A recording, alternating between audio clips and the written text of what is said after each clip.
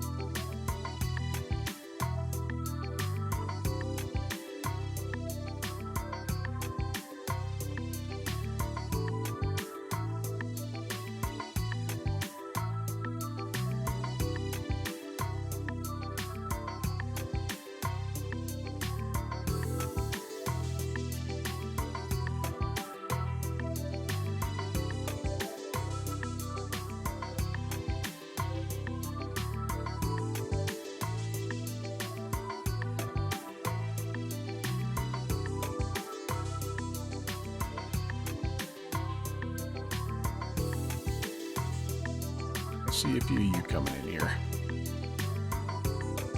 Good fixins. Welcome. Skull, I hope you're feeling better. And Iowa Scotsman, thanks for the re-ascription 13 months at Baker's Dozen. Great to see you guys. Just about ready to get started.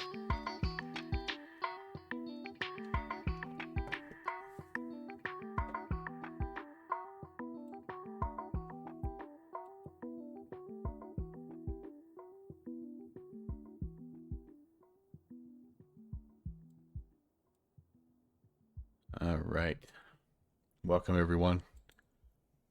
It's a bonus breakfast stream. Great to see you guys. And good to be back on the, let's see, I'm off a little bit here. Great to be back on. Oh boy. I immediately regret what I just did. How's that? I better. That's somehow now worse. That's a little bit better. All right, we're good. We're cool. Good to be here in beautiful Port Moresby.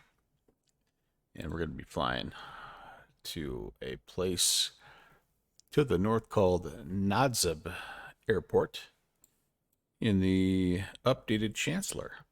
And so we're going to try to do so without waking up the house. Everybody's actually asleep, including the pups right now, which is an absolute miracle, as good fixins can attest to. But yeah, we're just going to get going. I am not going to mess around. I'm not going to tempt fate here. I'm going to make sure I have fuel, though. First off, oh yeah, I need fuel. Let's just top it off. This thing goes through fuel like nobody else. And God, we've got 8 people here, so we're going to put everybody in. We're going to pack a full boat today. And I don't know that I've ever really had a full, yeah, see, now I'm going to have to take some fuel off. That's okay. About we go down until we're golden here. There, about right there, about 60%. That should be good. It's only about an hour flight here. We have to get up and over the mountains here. As you guys know, the Kokoda Range there, the Owen Stanley Range, I should say, is just to our north and east, and so we've got to get over that. It looks like right now winds are favoring a departure to the east. Yeah, winds 100 at 5, gusting 15. Hey, good morning, Starflies. Starflies, how's the tailwheel training going? Welcome to Pop Culture. Tattooed Bacon. That's an amazing username and welcome. Great to see you guys. Skull. I hope you have something warm to drink and some sweet bread or something like that. Edmund Stoner's here. Fixie's loading in. Yeah, we're here at Jackson's in Port Moresby. Alpha Yankee, Papa Yankee. I want to see if this works here. There we go. That's our route for today. And yeah, we're gonna see. Hopefully the Chancellor update is working good, and yeah. Ooh, I better check on something else here real fast. Let's make sure I've got the right controls set. Ah, Starflies, I'm so happy. I mean, I'm just loving it. That's so cool. And yeah, I love hearing your little updates, and I can't wait to hear more stories when you have a chance to stream the ins and outs of your tailwheel experience. That's so cool.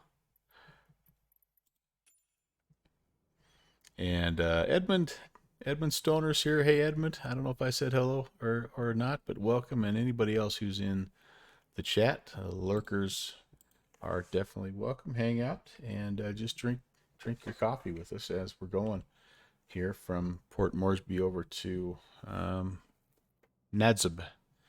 All right, let's make sure all my controls are bound correctly here. It looks like we're good. Yep, everything is working fine. Okay, I think we're probably ready to get started here. Everything is off. And okay, pressurize, that's fine. All that stuff is good. And okay, beautiful, beautiful, beautiful. The Citabria. Oh, I was wondering, I guess. I've got my #1 dad mug full. Oh, that's awesome. Pixie, happy Father's Day. In fact, happy Father's Day. Hop and Tattooed has some Father's Day mimosas. Hey, doggone right, you guys. Yep, happy Father's Day. I should have started out the day with that, but welcome and glad you're hanging out. All right, let's, do I have, okay. Get everything turned on here. And I think I need to have a nav light or something on. There we go.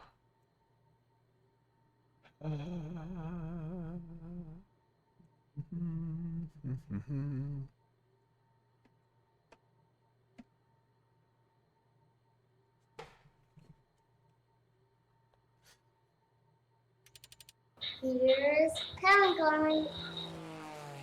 Pentagon, hello. Welcome, buddy.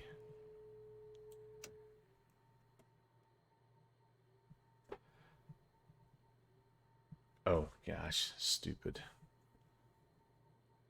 Fuel on. So I just primed it and didn't do a doggone thing here. Let's try that again.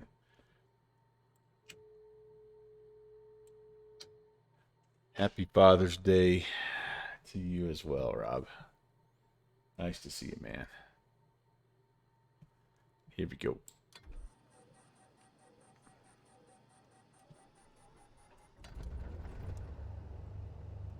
I'm spawned in with somebody. Very cool, very cool. We'll be out of the way here momentarily.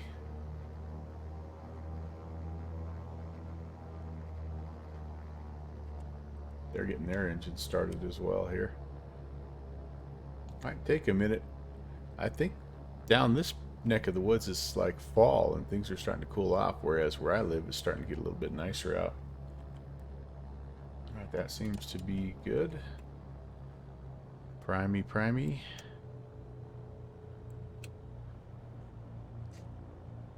Pentagon, I had a blast. That really is an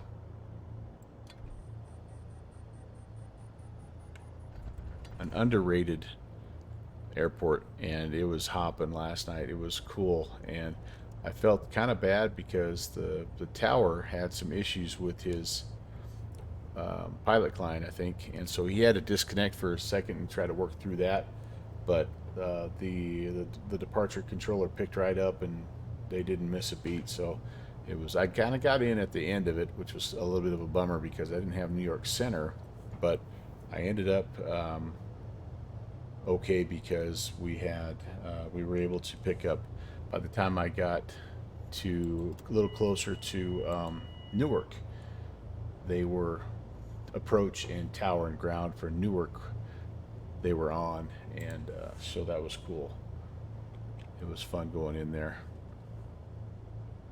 I don't know why. I love Newark and I love LaGuardia. I don't have any idea why. I just, for some reason, just enjoy going into those little. They just feel like little TOS. System test okay. cracker box airports, and so it's a ton of fun there. Sounder, hey, hey. Oh, Sounder, I appreciate that. I appreciate that. Yeah, it's things are good. Things are good. We're on the mend, and I just, if I can convince my wife to just slow down for a little bit and rest, I think that's going to be the biggest thing. But appreciate your thoughts, man. Good to see you. Good to see you. You were on the PMDG kick last night. Did a handful of flights. Awesome. I just about did that this morning, but then I saw a little email here that said we had this update here, so I'm like, let's get in there. We haven't flown the Chancellor for a little while. All right, so we do have a departure. Whoops.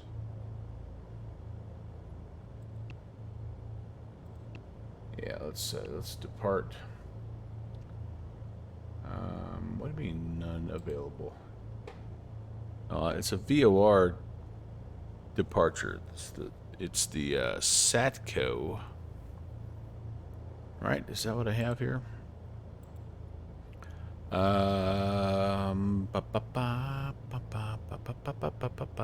I'm sorry. It's the galley departure. Yes. Okay. So it's just a VOR departure. So I guess they don't technically count that as a departure. But anyway, the main thing here is I need to head out to the Setgo VOR. So I guess we'll just put that in. Insert before here. I need. That is good. And then we go from Satco, we go along the hotel.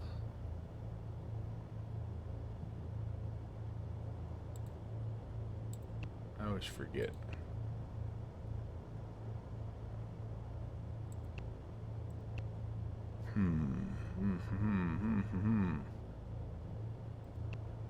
All right, let's do this. I don't think I'm doing this correctly.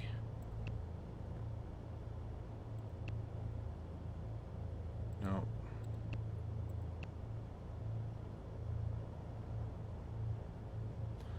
Well, I'm not gonna.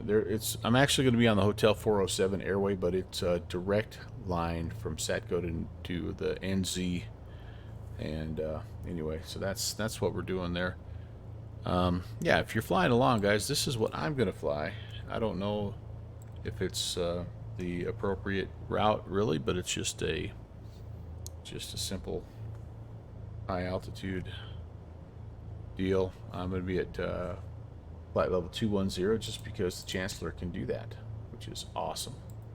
And I don't really even know what the what the weather is here. I'm just totally winging it. What's huge distance there? Uh-oh. Sounder got the wrong thing in there. Oh gosh, yeah, you're right. Oh, never mind. You're seeing mine here. Okay, yeah.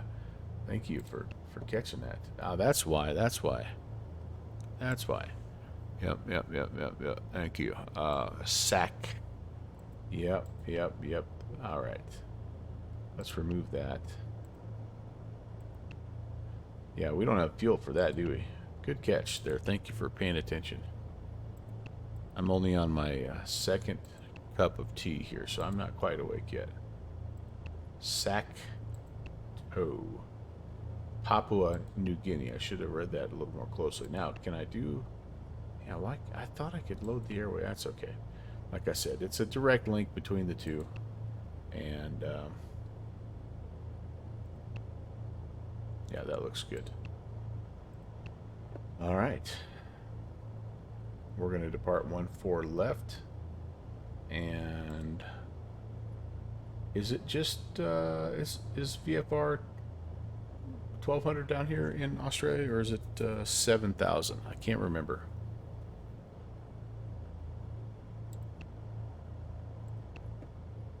I think it's 1200. Yep. just got in bed, midnight here. Yeah. All right, man. Hey, have a good evening, Sounder. Thanks so much for coming by, and sleep well, my friend.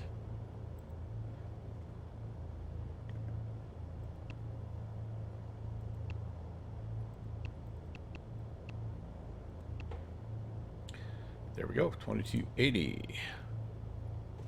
Juan, let's see, Juan Maj. Oh, whoops, you're not one of the guys I need to be saying hello to. Sorry, Juan. Okay. Hopefully we're warmed up now. Looks like we're doing pretty good on both sides. Okay. About the last thing I need to do here is get some data put in here for altimeter. QNH is 1008. Oh, good Lord. What would that be in? Oh, boy.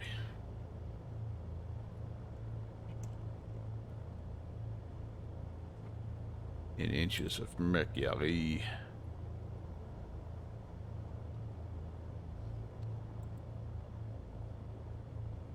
$1008 is about 2977. Yeah, Brett, the thing about this that I know everybody has a hang up on is that the database is old, but I've said it a lot that it's the kind of places I fly, it doesn't really matter that you don't have necessarily all the updated SIDS and stars, because those usually are only updated for the most part in those bigger airports, like the Class Bravos over in the States, or so like it doesn't really cause me very many problems. Like I've used this one and the one in P3D and the one in X-Plane, so for several years now, however long I've had it, seven years, something like that, whatever. There's a handful of times that I've not been able to program in what I've needed. So it's, if you have the money, obviously, it's really a good product. I think I highly recommend it. All right, let's hit the flaps and let's see if we can get going. Swing it around here and run into things as we always do. Hopefully this is not a collidable object. It's got, okay. Oh, this was maybe not the best way to turn. Where am I going? I thought there was a way I could get out of here. All right, let's, how about we refer to the taxi chart? There we go. We're going to go this way. I forgot this is a little bit of like an island kind of ramp area. We got to come back here just a little bit to taxiway Gulf, and we may take the Gulf intersection departure. We have plenty of room, 4,000 plus feet. But yeah, man, fixing, it's just becoming like naturally integrated with so many more airplanes in flight sim. So that's the other part that I've enjoyed, that I really appreciate. In fact, I think I actually bought one airplane. I bought the Piper Warrior just because it was, if it wasn't the first one, it was one of the first ones that had it integrated just natively without having to do a lot of mumbo jumbo add-on stuff. But since then, they've come out with several others. Okay, so we will be making a left-hand downwind departure back to the northwest, basically. And, oh, you know, the one other thing I need to do here, I need to finish my setup.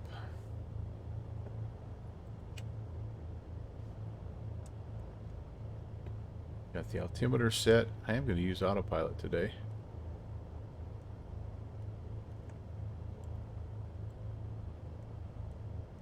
We'll be cruising at flight level 210. Nothing like a good old Sunday morning flight. Yep, yep. Hey, DCM 260. How's it going?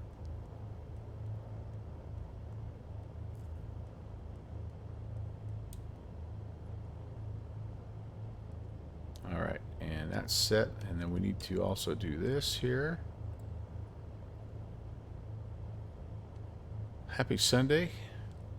Or potentially Monday morning. I keep forgetting some of you guys over there, if you happen to be across the pond, you're already into Monday morning.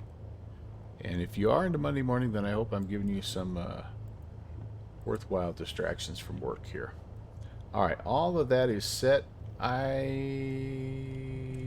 think I remember how to operate this autopilot. Yeah, the autopilot is the one thing in this plane that has really still it's still a work in progress, and it's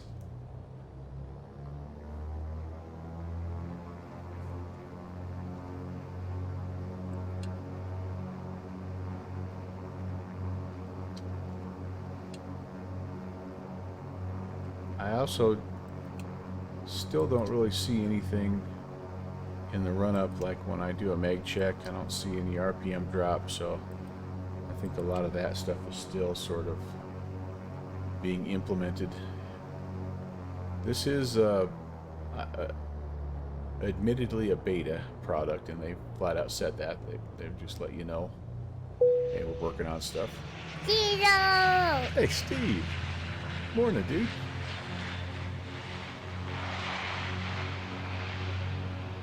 Everything else appears to be in the green. I think we're ready to go flying. Landing lights can come on. I'm going to put the pitot heat on. Stall vent heat. And don't need cabin heat.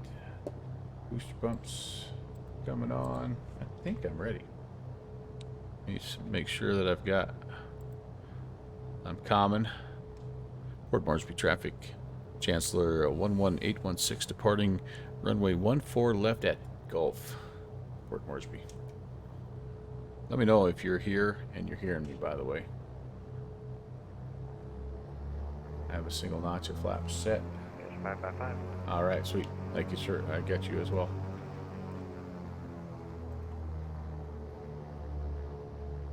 That's our friend Good Vixens. Brett Leonmeister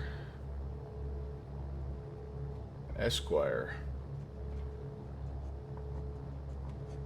Oh, that was a horrible lineup. Alright, here we go, guys. We're looking for 90. We're a little framey today. Power set. Airspeed's alive. 60. 80. Into the runway. We're gonna go ahead and just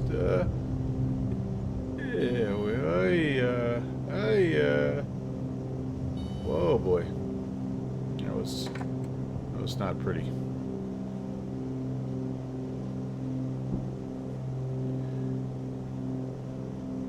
Port Moresby traffic, Cessna 11816.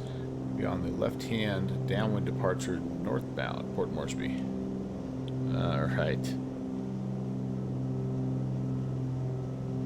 Let's pull stuff back here. Let's nose down. Let's get some airspeed. What do we say here? We got plenty of time.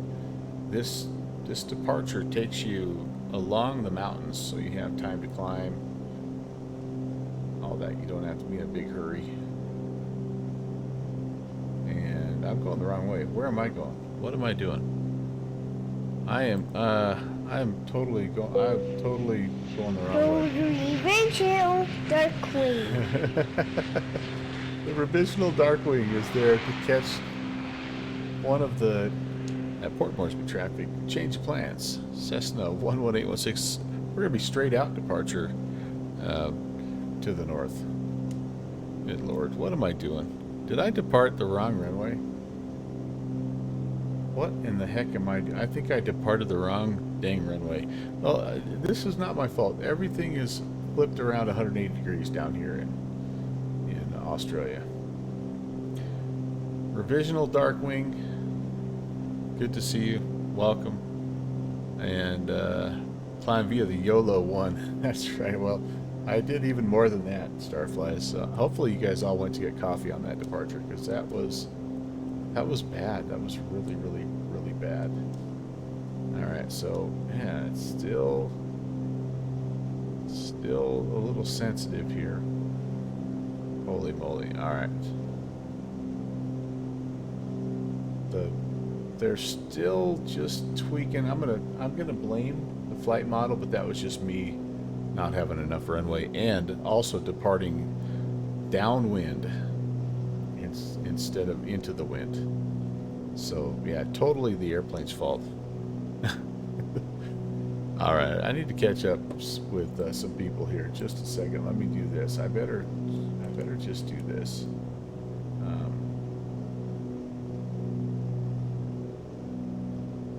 Golly, and then I can't get the click spots. Port Moresby traffic. Holy cow.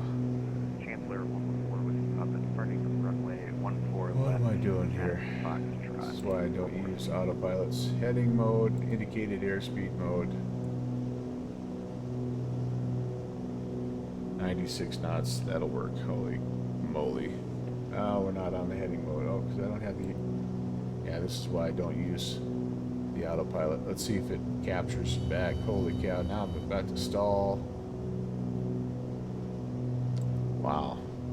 Can we go back and start this flight over? Now I'm turning so abruptly that I'm... Oh my goodness gracious. Alright. Let me catch up with chat while I attempt to crash my airplane. Yeah. Yeah. What do we have here? Sounder, wait a second. DCM said he's not a big fan of summer. Yeah, I like spring. Summer, yeah, summer's cool because in my job, that's when I usually get a little downtime, so it's always nice. But you like the heat, middle of winter down here, not a big fan. Hey, Michael, nice to see you, man. And I tell you what, holy cow. Pretty Fox, I'm so glad you're okay. I knew you had lost power, but I didn't realize that it was a result of that severe weather event. Yeah, I apologize, man. I should have been more in tune with what was going on there, but glad you're doing well. And it was nice to see you on stream again last night, buddy. All right, I need some practice with this autopilot for sure. All right. Yeah, Pentagon says the Chancellor wants its coffee. Yeah, it takes her a while to get up to speed. Yeah, I need to go into the wind. I hear that's kind of a pro tip. I hear that if you depart into the wind, it helps. But oh my gosh, I went straight up 3-2 instead of going 1-4. Yeah, I was totally turned around there, no doubt about that. Thunderstorms are fun and cool, but that's about all you like about summer. You're one of those guys. I got it, man. Starflies is talking about she's at work right now, but she's quote unquote busy flying. Yeah, gotcha. Volanta shows me Pentagon saw it before I saw it. So Sounder had caught an error in my flight plan, and you guys are already catching me lining up incorrectly. Yeah, I don't know, dude. It may just be one of those days. I don't know. And then we got Lou. Hey, Illuminator. I didn't see you sneak in, man. How are you doing? Please fly along. I'm in obviously the Chancellor, but you can fly with whatever you want. And would love to love to have you along. But at this point in time, you're probably halfway there because I'm like wandering around the Port Moresby area apparently, and yeah. So Michael is talking about, yeah, only right, an F1 tornado, and can't even fathom a larger one. Yeah, because don't they get?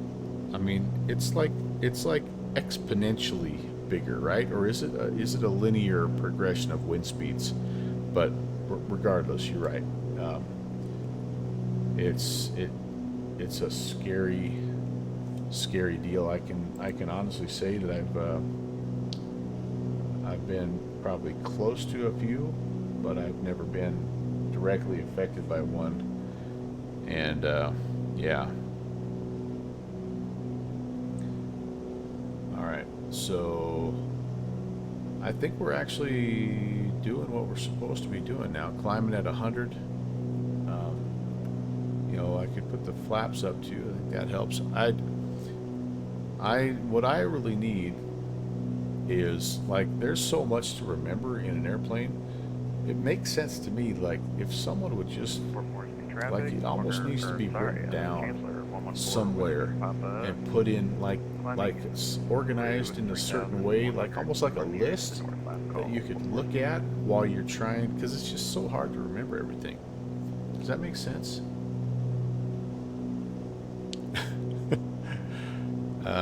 Or he says, I'm not sure how the scale works, but I know they come in several funnel types. Oh, yeah. Okay.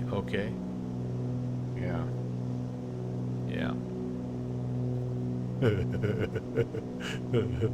Starflies. Oh, man. Ah, Viki Captain. That's why we use checklists. What a great idea. Does anyone know about these things, these checklists? I would love to implement a list that I could check off. Do you guys know about this? Is this new? I'm the only one that doesn't know about this. Viki Captain, welcome. Great to have you. Appreciate you tuning in.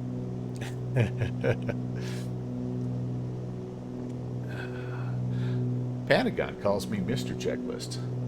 Good Fixins calls me Mr. Safety.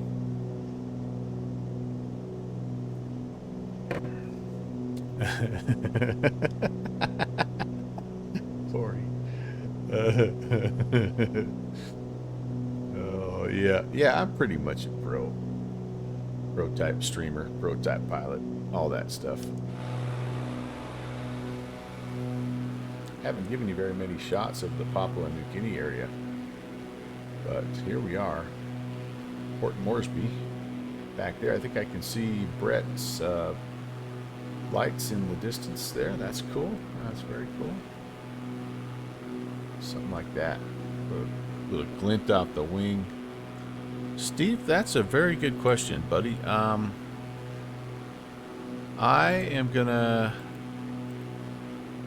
don't know. Let me get this out of the way here. I need a screenshot for later on. I really don't know. Everybody right now at my house is asleep, and I'm going to probably fly until everybody sort of wakes up, and then I'm going to see what's going on upstairs. I plan on flying multiple flights throughout the day, though. So what I use, Fixie, is I used, and you saw how well it worked, but partly that was because I was lined up. So I like to go, I like to get it leveled off into either heading or nav mode first, and then I just pop it into indicated airspeed mode. Now, the other thing you have to do, though, is you have to have your altitude set down here. If that's not set, it won't climb. I got the fancy, yeah. Well, but yours should be similar, right? Oh, your little pitch wheel doesn't seem to work. Good Fixins, I tell you what you need to do. You are in luck, my friend. Because let me pull this up. Let me pull this map up right here. I'm gonna do. Okay, I need to do something here. Stand by. Let me get this guy out of the way. I need to save my screenshot here.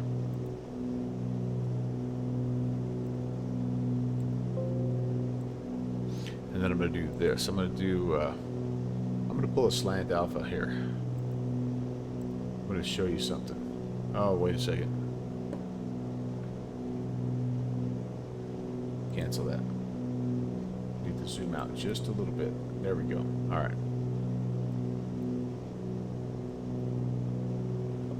You are in luck, Good Fixins, because I happen to know about something here that will help you.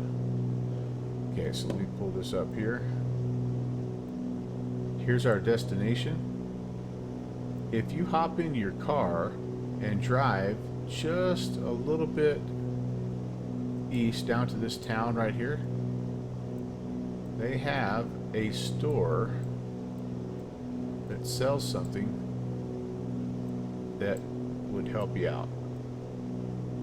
Not too many people in the world know this, but Nadzab, Papua New Guinea, is the world headquarters of the GTN 750 factory. And so you can walk in there, you can get yourself a GTN 750, you can walk out, and it's just that easy, my friend. It's just that easy.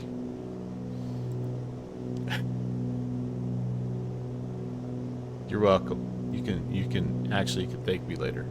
Happy Father's Day. Is it holding speed? Yeah, it actually is doing a pretty good job, Ori. Once I got it stabilized there and it wasn't S-turning all over the place. Michael just saw my shout out. Did you hear your custom welcome sound there, Michael? The junior first officer made one for you. Steve, I took virtual delivery of your Challenger yesterday. Did you have to fly all the way up to the Kenai to pick that one up also? I know you like to do a lot of business, a lot of aircraft business out of the Kenai area. Don't forget to bring your brick of cash with you. Yeah, but I think in Papua New Guinea dollars, Starflies, it comes out to like $36 or something like that. It's the exchange rates are kind of tricky, but yeah. Okay, if I had a checklist, it would be telling me to turn off the booster pumps. It would be telling me that I can turn off the landing lights and the taxi lights. It would be telling me to check the pressurization, and it looks like we're doing good. Yep, doing good, doing good. It would tell me to monitor the T's and P's. Doing good here. I think climb power is actually 29 and 24, but we're going to push it a little bit here because we're behind schedule. Got to make up time. That all looks fantastic. I do have, if I'm not mistaken, I do have some, yeah, I've got some cowl flaps that I can close if I get a little chilly. Yeah, that plane is so deep. Yeah, that's what I hear. I hear really nothing but good things about that aircraft, and so that's cool. That's really cool. I think that's what's fun about flight sim is there's just so many different genres, and the Challenger, they've done a good job. I think does Hot Start or Torque Sim, one of them has a little sale going, right? I don't think the Challenger is part of that sale, but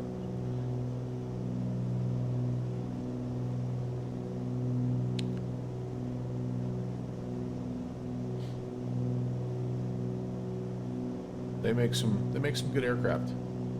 All right, I was gonna go back up since I live vicariously through Starflies.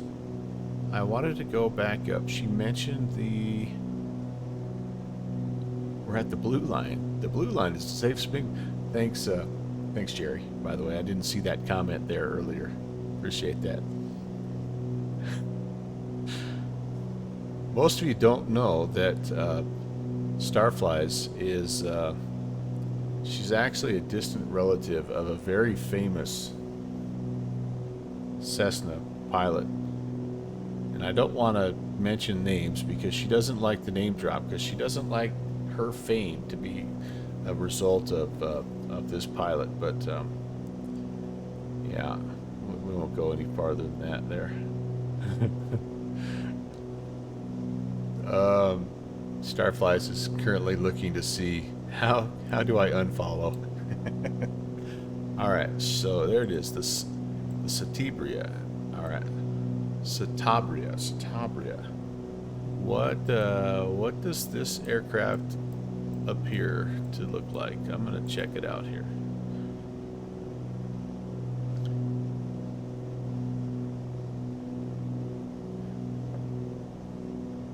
Hey, oh my. Look at that. Hey, and there's an actual picture of Starflies. Her last training ride. That's cool. Oh man. Look at that beauty. The Belanca Satabria. Belanca, they're the ones that make the Viking, right? Is Belanca the one that makes the Viking? Very cool, very cool. This guy is going past a 60-degree bank angle, by the way. I'm gonna find this guy and report him to the FAA. Well, I'm jacked. Are you gonna do some aeronautics in that? Do you think, Starflies? Or are you just working on just picking up the tail wheel? Thanks for flying along. Turbo prop sale. That's what Steve is saying. So the TBM is on sale. Okay, yeah. Very good. Very good. The TBM must have the Saab on sale. Probably have one of the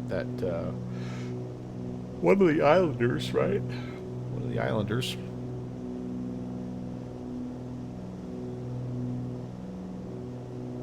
Do you know how they came up with the name?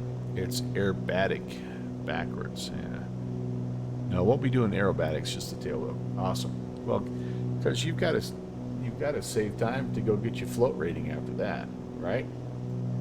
If you pick up the tail wheel certification, you might as well just keep it rolling, get that float plane cert, and then before long, man, you'll be guiding fishing trips in Alaska, which, based on a recent conversation in your Discord, I know that is high on your priority list.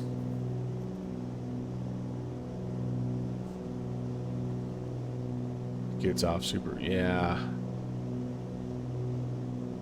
It looks like it's would be a fun, like, backcountry type of airplane.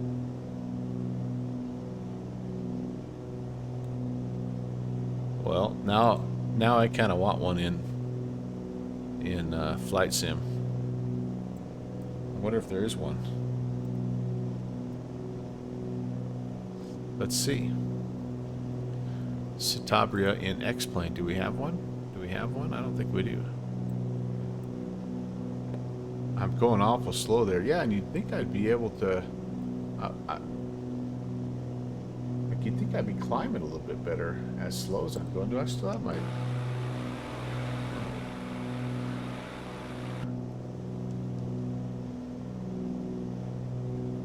Whoops, didn't mean to jack up the manifold pressure. All right,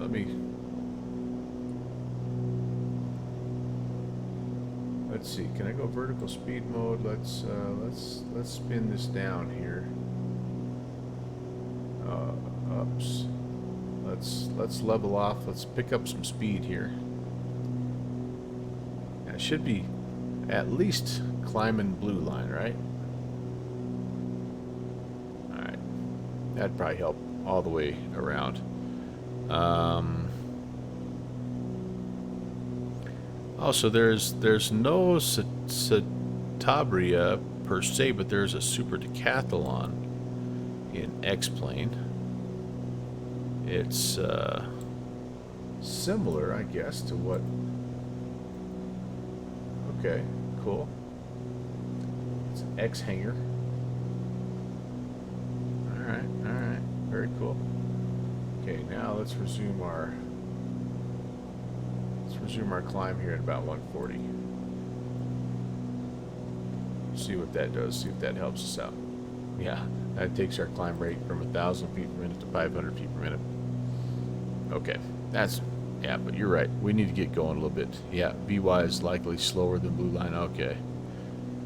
Yeah, bottom of the, I missed it there, Ori, didn't I? Yeah, I should have set it about right there at 110. Now I'm going too fast. Okay, I can adjust that. Let's increase our rate of climb until we get to 110.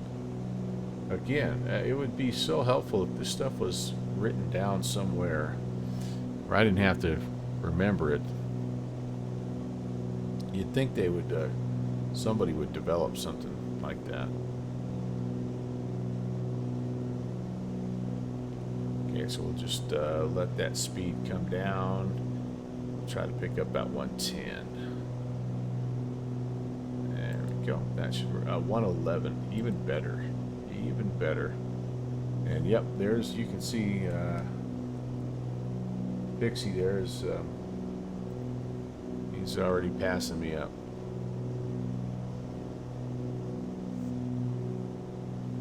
Jerry is raging right now. Yeah, and I keep forgetting I have 8 passengers in right now. That's right. I have all you guys in there with me, so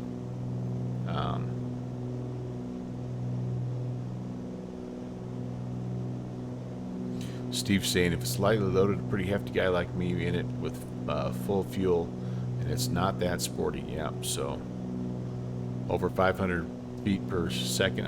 Yeah, there isn't there like a limit? Like, isn't there a legal limit that you have to maintain?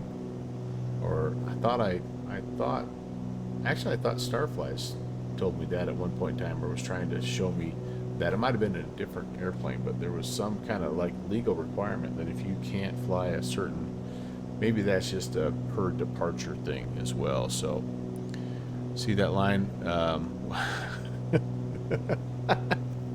Man, oh man, Starflies is just full of the J-Dub. She's bringing all the J-Dub today.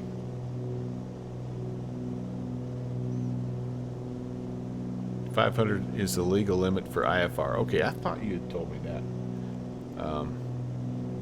that. Again, if somebody needs to be writing all this stuff down.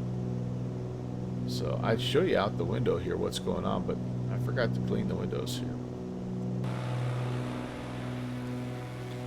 Hitting the coastline, and again, what we're going to eventually do here, as you guys probably saw on the flight, the map there, is that's the Owen Stanley range, and it's full of 13,000 foot peaks.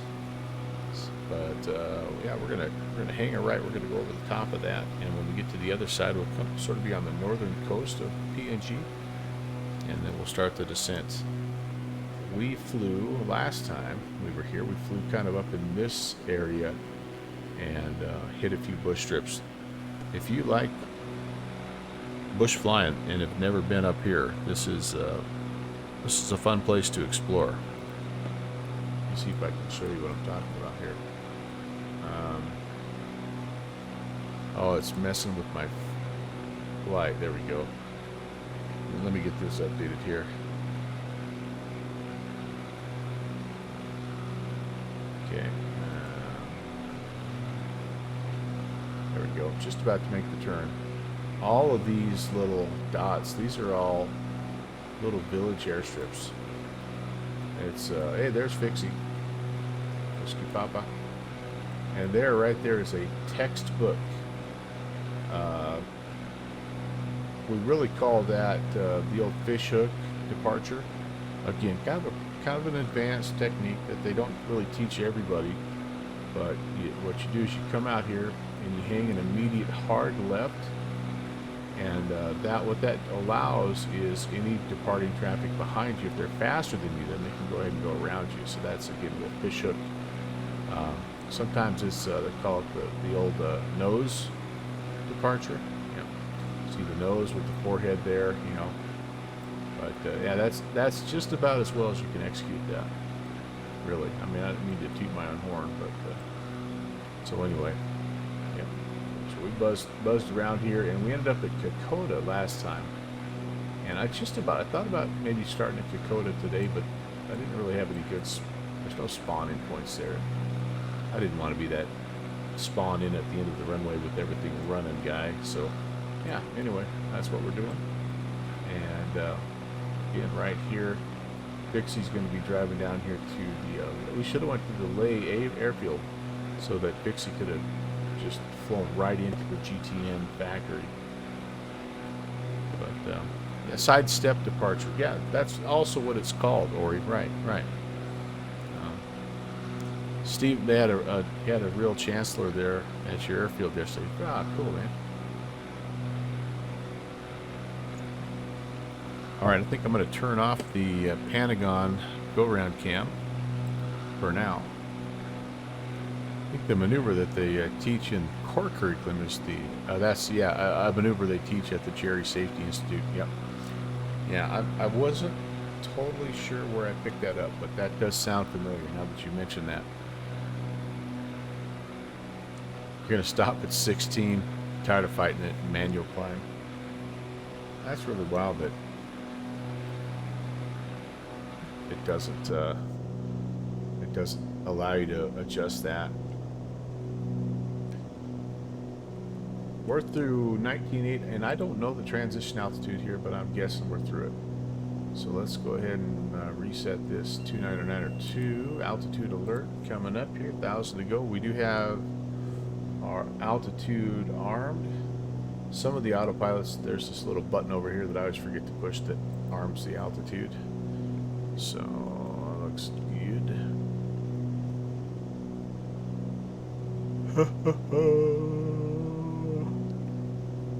We are heading over the top here. As you can see, it's this Owen Stanley range, man. It's no messing around. It's a rough country, and yeah, some of these, well, a lot of these places, it's only accessible via airplane. You can't drive there. You can walk there, but you can't drive there. No real road system through the mountains.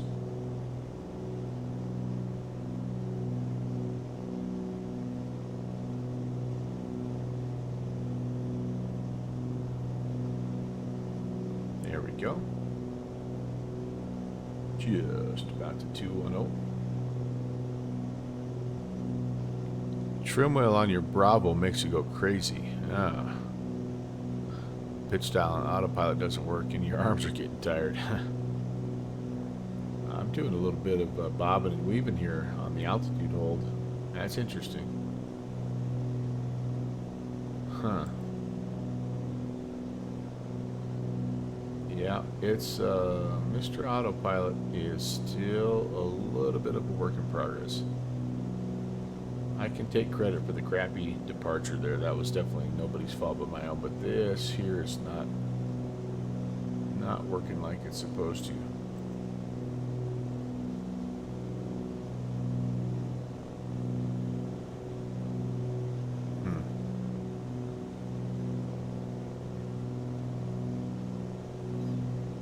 Yeah, that's not good. That is not good. Okay, we're going to pull back to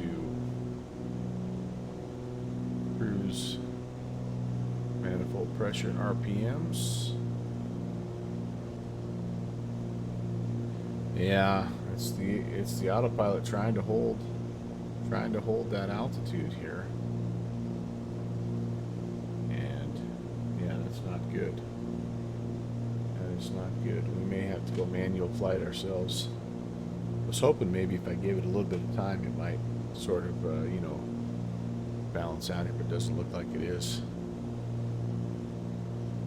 That's a bummer.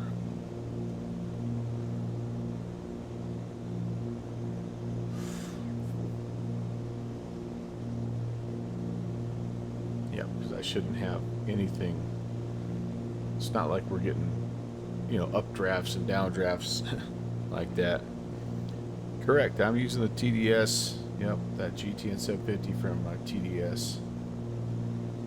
But I know that they've been working a lot with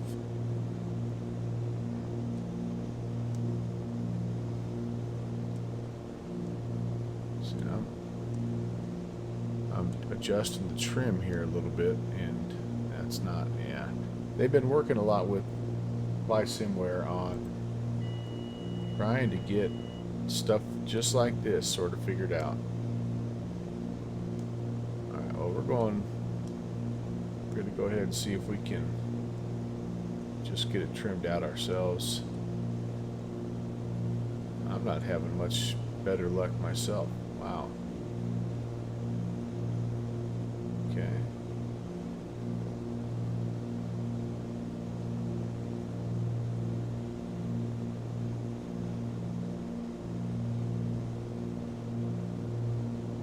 Brett, I'm trying my here, I'll turn this back on. I'm trying a little bit of my Bravo here too, and it feels like it's responding okay.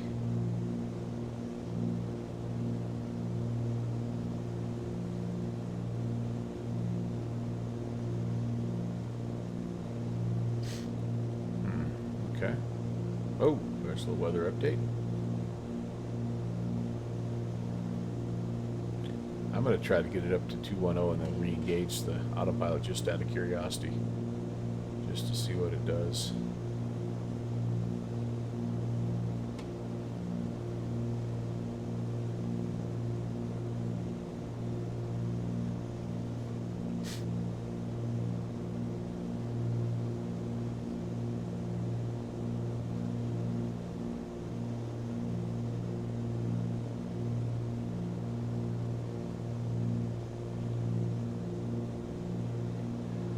You know, it's got some things that still need work, but the one thing I'll give the FlySimware guys credit for is they have put out, oh man, I don't know how many updates. Lately it feels like there's been one a week. And so, you know, they're definitely addressing concerns and are trying to be responsive, which I appreciate. Alright, so we're going to go ahead and do Alt-Hold. Engage the autopilot. It does want to turn because I got a little bit off of my magenta. Let's see if it holds the altitude a little bit better now. Okay, that seems to be a little more stable. Let's see though if it just starts to bob up and down. It's kind of like an 80s rap video, if I'm being honest with you here. Yeah, that was a little bit of a glitch, no doubt about it. It just didn't quite want to didn't want to let itself just level out there. Wanted to keep correcting. And it did that a little bit when I was trying to capture, when I got off of the nav track. You know, it S-turned, but it came back and centered up pretty good, and I was hoping it would do the same thing with the altitude, with that pitch, but it just never did. Now this one did a nice job. So I had grabbed my altitude just a little bit below 210, and it's actually brought me up and past 210, so that's interesting. So now let's see if it makes the adjustment.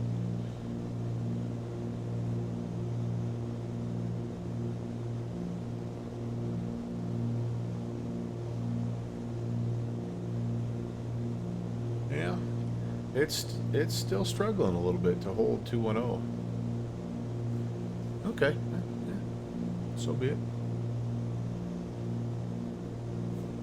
All right, I want to brief the approach here if we could.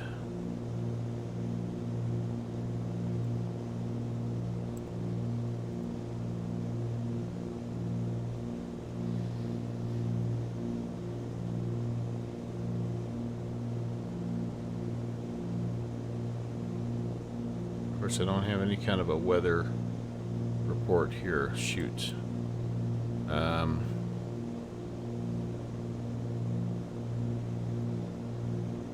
Where's the nearest weather? Wow, way up here. Winds are calm up here at Jayapura. So this is the closest weather we have, and that was again from the northeast. So we'll kind of have that in the back of our minds as to maybe what we want to do approach-wise. Never been here before, so what's this airport even look like? Runway 9er and runway 27. So I'm gonna be thinking about runway 9er approach and activate. Oh, this is cool. Yeah, activate 124.7. 3 clicks or 5 clicks for runway 9. Cool. Very cool. METAR. Oh, Ori, thanks, man. METAR.taf. Oh yeah, I forgot about that. That's a good tool. So it's an eastbound approach. That's what we're looking for. 0709er. Thank you, man. Appreciate that. The revisional Darkwing. He's on our Mount Rushmore of adorably mispronounced names by the first officer. And Ori, I hope you enjoyed that, by the way. So we do have RNAV BORs. Oh, good Lord, do I attempt an RNAV approach in this plane? Why not? Let's see. What do I have to do? I have to go to Laird, and then from Laird cut across here to Yinzwa, and then here to Yinzwa, and on in. Okay, that looks fun. We can do that. Let's try that. We'd have to be down here to 3,300 by Yinzwa, and all right, so we'll kind of keep that in mind as well. And then at 4.4 to YNZ Whiskey Fox, we'll start the glide.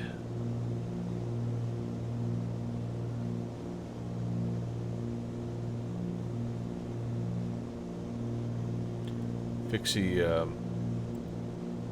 posted and got a response. Nice. It's broken, so you have to manually climb. Yeah. Unless you're using the GTN. Okay. Yeah, and that's a shame because that old school 6-pack panel that they have in this plane is awesome. I do like that. Those fixes are way too similarly named. Yeah. So I wonder if it's you just refer to it as Whiskey Fox and Whiskey Papa, and I don't even know. We're gonna go for it. Heck, I don't hardly ever fly any kind of an RNAV approach, so we're gonna do it here. RNAV runway 9er. So it's a lateral and vertical nav, right? So this is an RNAV that has a glide slope, if I'm reading that correctly. And sorry, we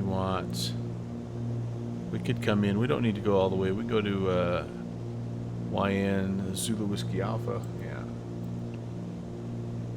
Let's load it.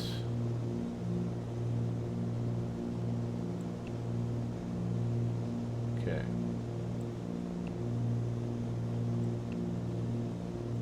Yeah, so it was kind of giving me that option. If I wanted to, I could go here to Laird.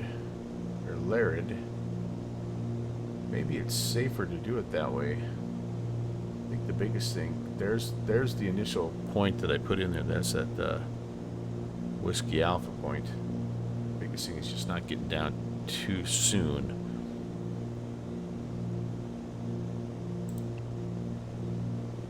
Yeah, but I don't want to go direct to the field now. I want to go to my initial fix. So I think I would do this. Technically, on an RNAV LPV, it's a glide path. Ah, yes. Thank you, Starflies. That is absolutely correct. So I'm going to do this, you guys. I'm going to go back here, and we're actually going to activate the approach. Yeah, I'll take us directly to our initial our initial fix of whatever they would call this. What would they call this? Our Whiskey Alpha. There's our top of descent. This does not have any kind of vertical navigation, but it will tell you when it's time to start heading down, which is cool. And again, we want to be down at Whiskey India, which is 8.5 miles after Whiskey Alpha. We'll be down 3,300.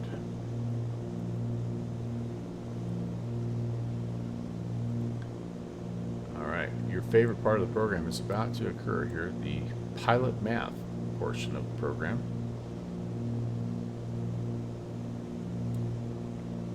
And this DME descend to this altitude easy, yeah. I like to start, oh yeah, star charts give you the VOR and DME checkpoints, yep. So this first one, we need to be at 6,900 and then 3,300 at the second one. All right, very good, very good.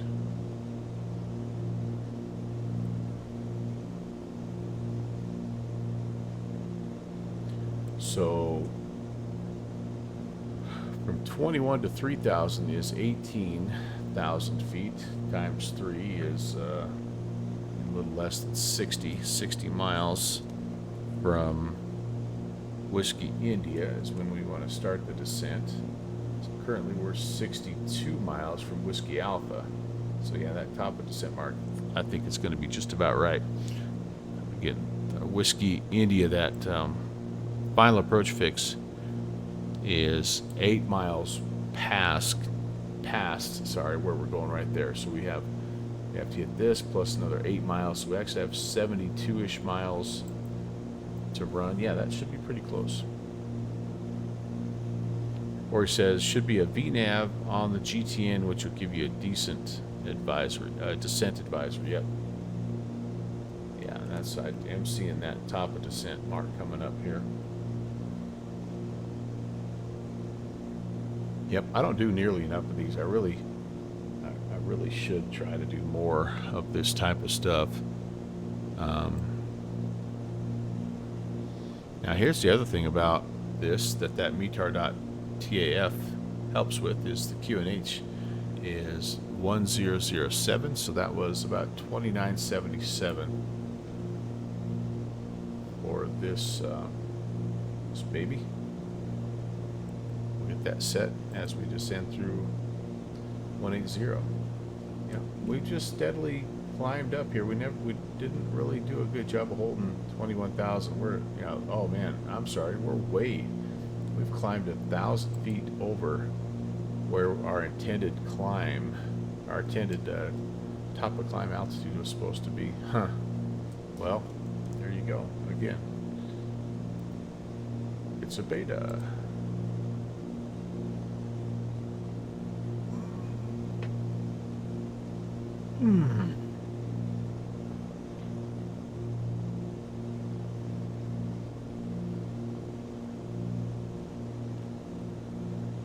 What my plan is going to be, guys, is I'm going to get down on the ground here, and I'm going to need to go check on the boss lady and see what the morning plan is. But I will be back. Be back probably later on this morning and flying again here, depending, like I say, on what the boss lady wants to get done. Trying to find you there, Pixie.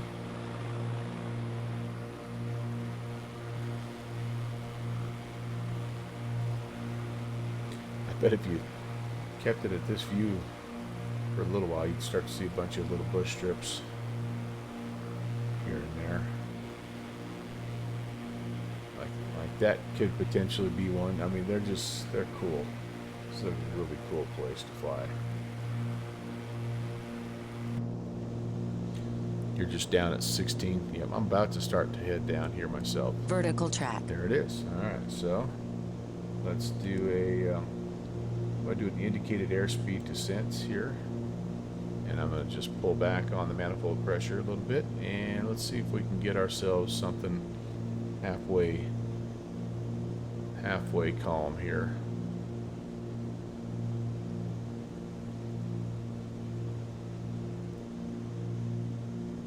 (1,000 to 1,500 feet per minute, I think, would be okay. And now we have to depressurize. There we go.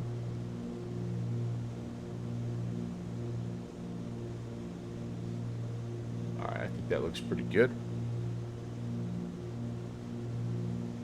We need to be at 6,900 at Whiskey Alpha here. Yep, 6,900. And I think technically I should probably have that set here just in case I get down early. And then I'll set my 33 after that.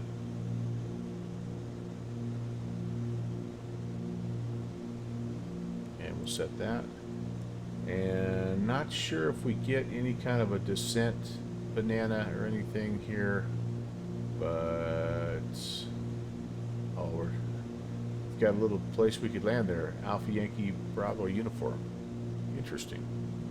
That's, I think, almost assuredly one of those little bush strips. Maybe not.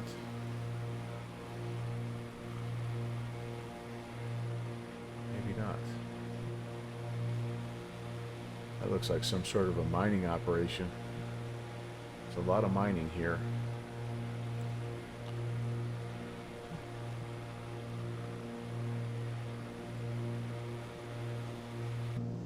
Yep, I should be on nav. Yep, I am on. I'm nabbing.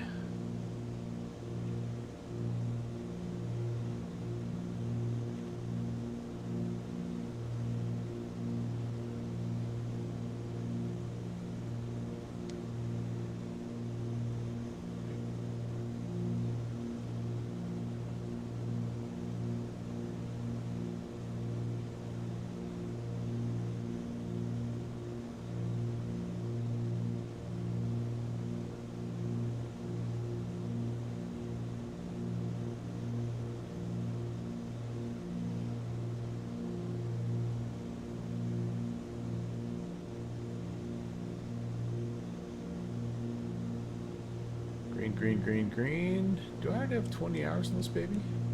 There's no way. That's just got to be a static number. Got to have more than 20 hours. Of course, it's hard to tell because I keep resetting it. I keep re-updating.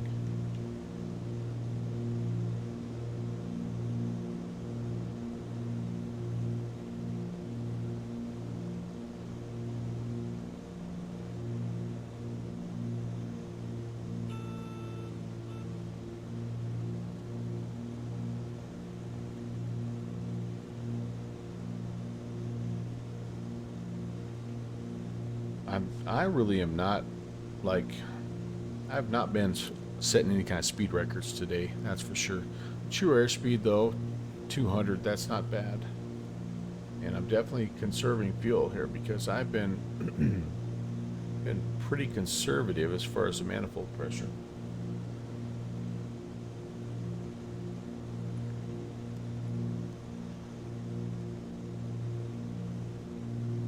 $40 miles to go.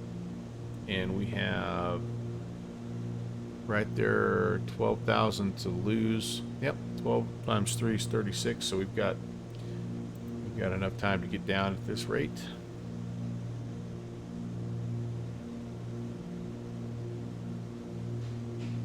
I'm going to go ahead and set my altimeter here, 2977 ish.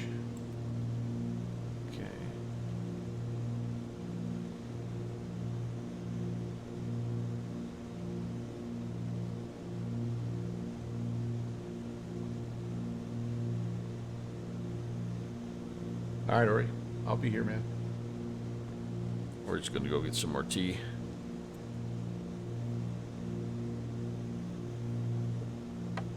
Yummy. was nice enough here to have breakfast outside. Love it. Love this time of year.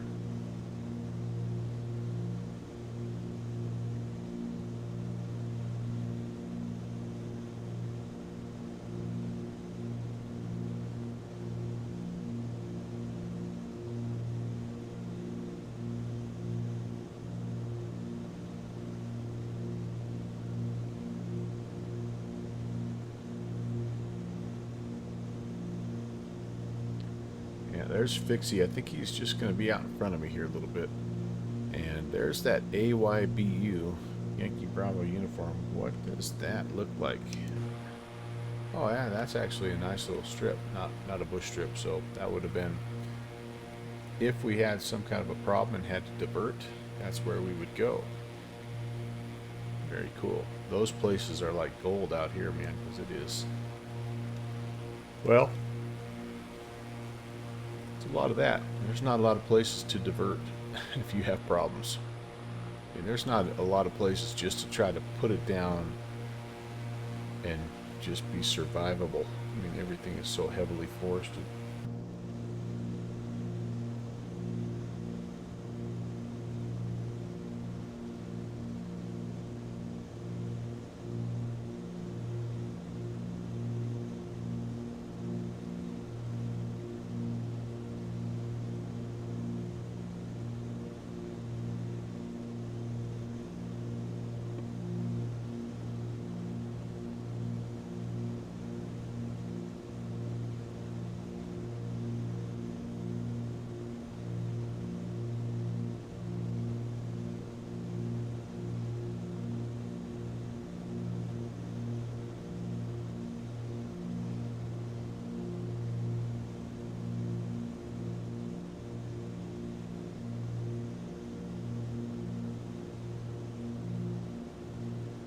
Maybe what I will do when we come back in, when I reconnect, is we'll fly from here. Maybe we'll just kind of keep ourselves heading up the coast here. We've got a little bit of PNG still to hit, and kind of move into like the Indonesia area, maybe the Philippines or something. I've just never, you know, been wanting to continue to work my way sort of up the coastline here. So maybe I'll come back in a little different aircraft. This was fun though. I mean, I do enjoy the Chancellor. And other than that little altitude hold glitch, everything else seemed to function pretty well. So, happy with that.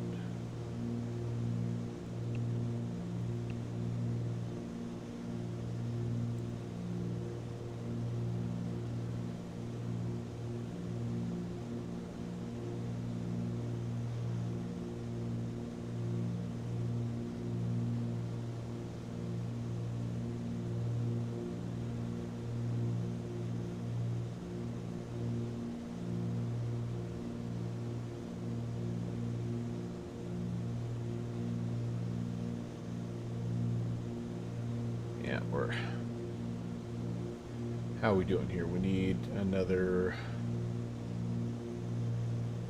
9,000, and yep. So now we're kind of we need to start to. We needed about 27 miles to get 9,000 feet. So I'm gonna have to increase my rate of descent here, guys. Indicated airspeed mode was only doing so much for me. So we have plenty of green here that we can. Oh, now look at this. Now we're kind of doing the bobbing and weaving thing on vertical speed. Huh, interesting.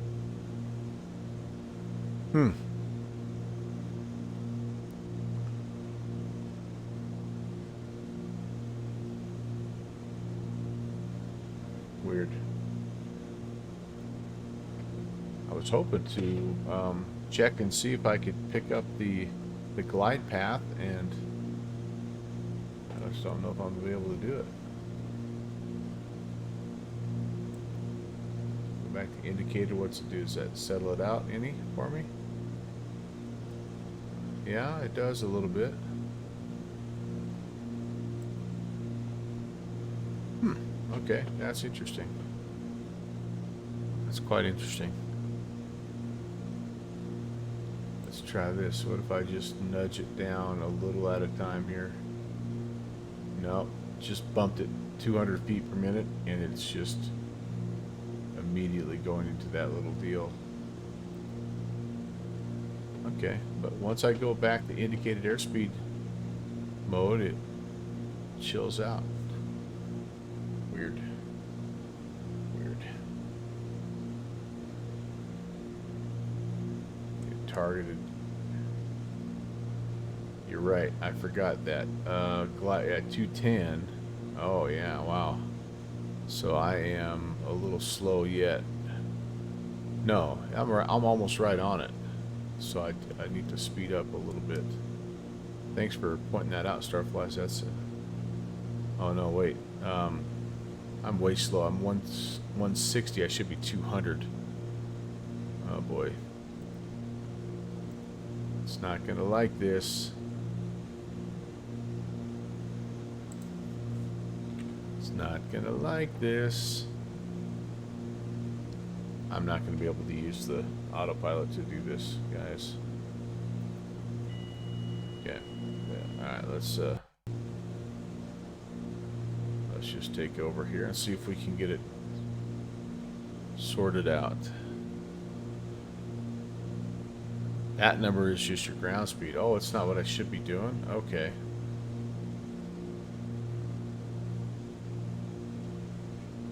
Alright then. Well, let me put this back on and go to indicated again.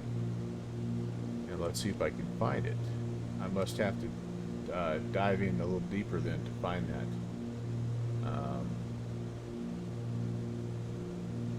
That's not something that's displayed here. I don't see anyway.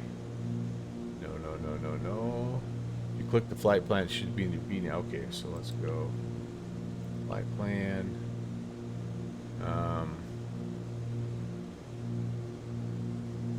It should be in the, you should see a VNAV. There's a VNAV page. Okay.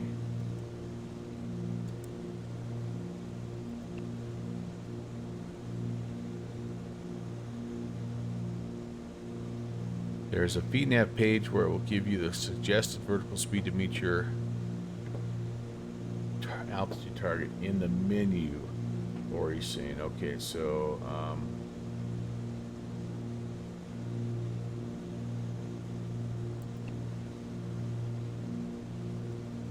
alright, so I'm here. I'm not seeing any of that here in the flight plan page. At the bottom, hit the menu. Okay. Ah, VNAV. Targeted should be about 1,000. Oh, thank you guys. So about 1,000 feet per minute. Oh, that's my current target. All I need is 810. Okay, okay, okay. Okay. All right, so let's do that then. Let's go vertical speed. I need about 810. There we go. Ah, thank you guys. That's awesome. I just learned something new. But again, I'm not going to be able to hold this because it's going to oscillate so badly.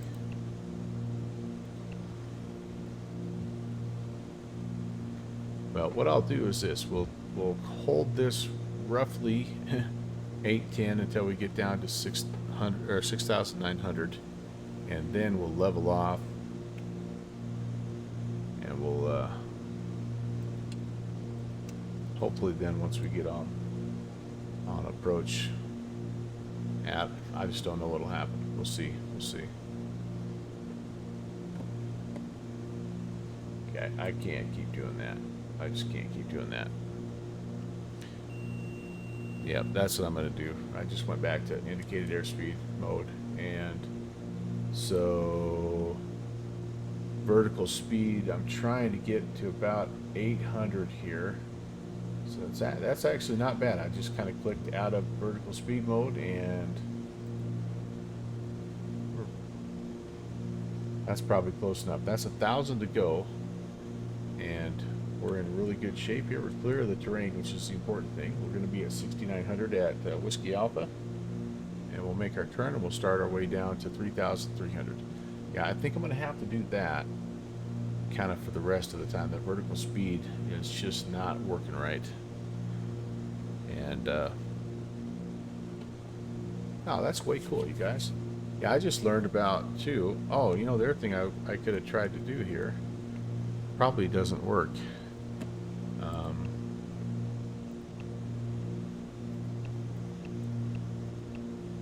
I was watching Conti do this the other day. You can jump in here and you can go to waypoint information, and some of these have weather data. Yeah, dang it, this one doesn't, unfortunately. You can load up the procedure here, and we can actually get a little bit of a moving map of where we're at. Here's where we're going, so I thought that was kind of cool.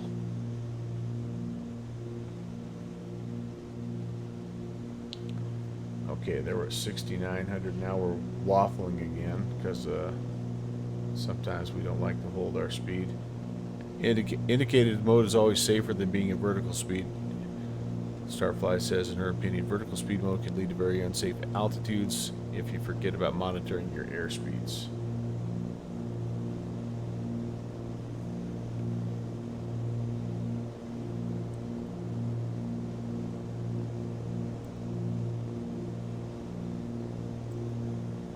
I definitely like indicated airspeed mode on the climb out as well.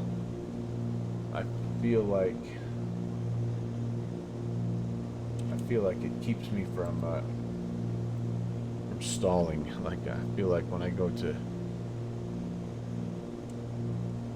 where am I going? Oh, I'm turning towards that. I feel like when I climb out on vertical speed mode, I forget about it.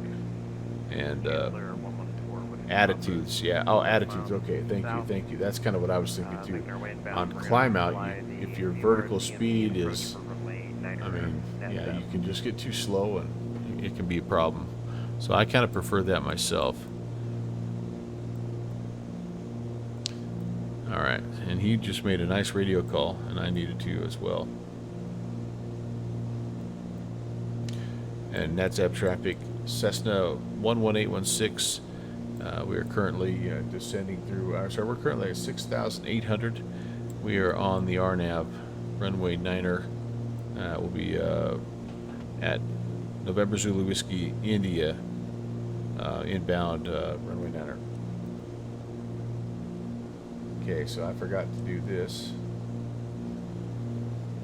We need to start heading down. Dang it. Okay, so back to indicated airspeed mode. I probably have missed my window here.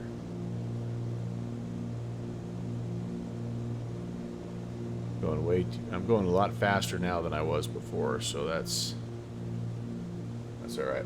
Let's see what we're supposed to have here. Now that I kind of know how to do this. Flight plan menu.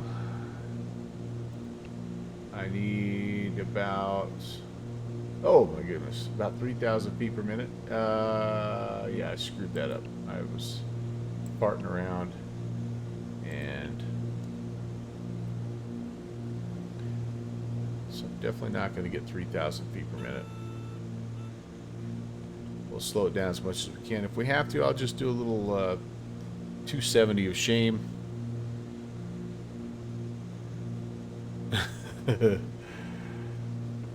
It's Starflies. It's NATSAB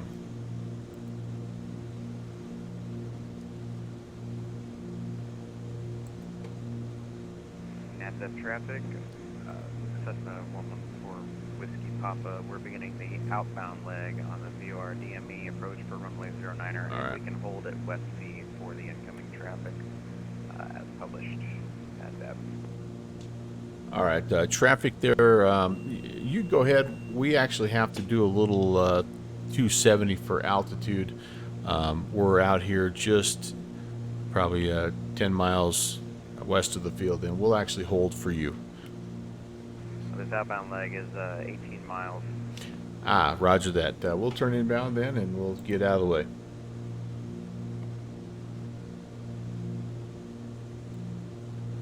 anyway, Starflies. It's nice to know even the pros have their moments of trying to remember things and getting terms mixed up and all that stuff. It feels like that's all I do. All right, so we need to come all the way around. By the way, we're gonna try to re-intercept this, and that's coming off of Whiskey India. There, we're due east 090, so it's a legit 270 here.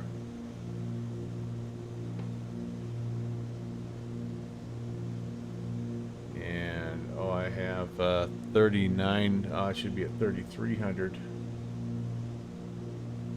Melvin, you got plenty of time. I still got 14 miles to go before I hit the end of the outbound leg. Copy that. We're turning inbound now here. Again, we've got a 10 mile final, runway 9er.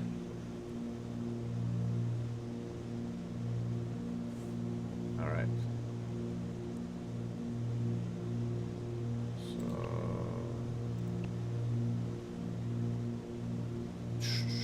final fix is 1,900.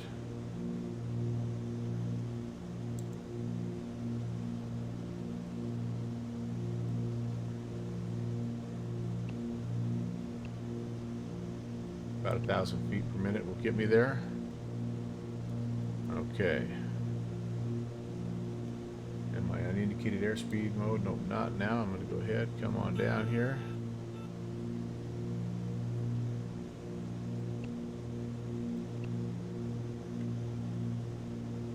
Okay, we're in the muckety muck. I need to go back to nav mode.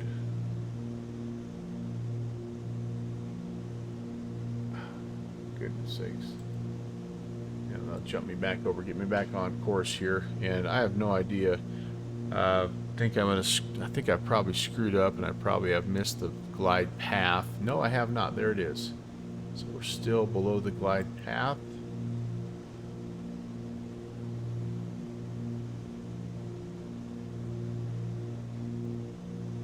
Okay. Turns out maybe it was a good thing we tried to shoot an instrument approach here, although it does look like it's maybe clearing up just a little bit. So, where are we? In NADZAB. NADZAB traffic. Cessna 11816, 5 mile final runway 9er, NADZAB. Starflies, that's not what I was saying. Oh, I'm sorry. Commenting on making a radio call to see. Okay. I'll have to read that when I get down, because I think you're making a very good point here that I need to.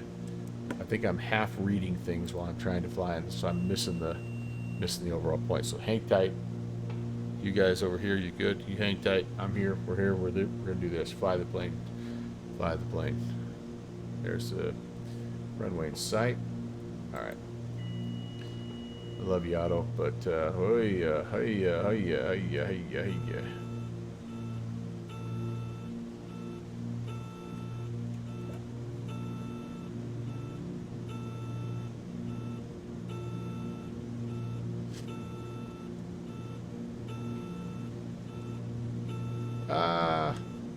boy, so Brett, for me, I'm finding my electric trim wheel is way more crazy than my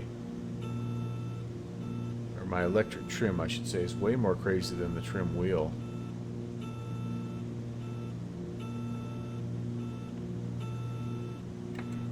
They're coming down. I feel like I've got a lot better control with the trim wheel than my electric trim. Alright, speed's coming down. I do think I need a blue line approach. I'm almost there.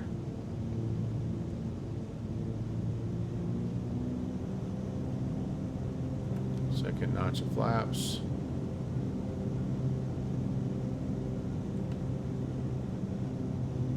This is a pretty little area. Holy cow, with this river wrapping around. Nice.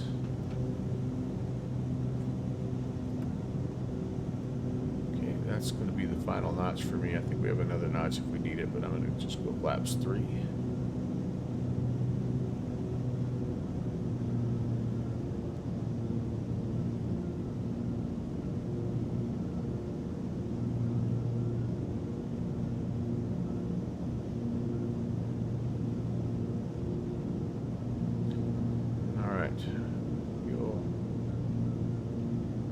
undercarriage, extra prop, switches, 500. check.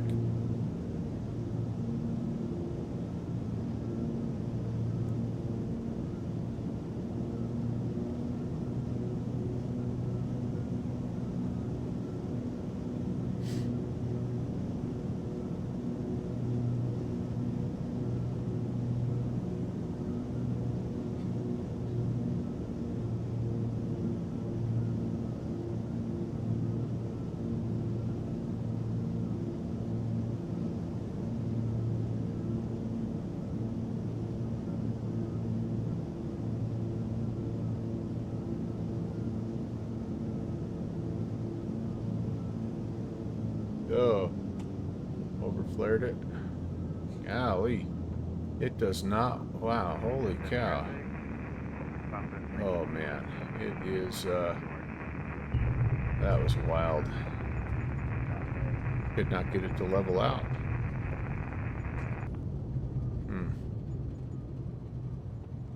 Where did I miss that one? I could not get it to level out.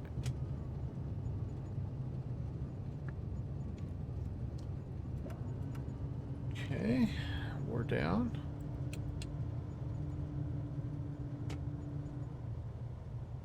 And I didn't really see a whole lot of airport buildings here, so I am just gonna go over to the ramp area. And yeah, I mean, it's a little bit of a floaty one anyway. That's just kind of Microsoft Flight Sim's deal. And NASDAQ traffic, Cessna 11816 is clear of runway 9er, NASDAQ.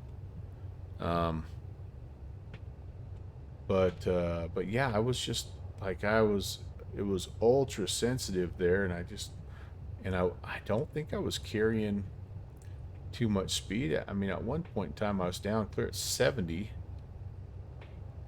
But yeah, okay, well, it's also been a little while since I've flown this plane too, so I'm pretty sure that that I have more to do with it than the flight modeling. Yeah, look at that tower, Starflies.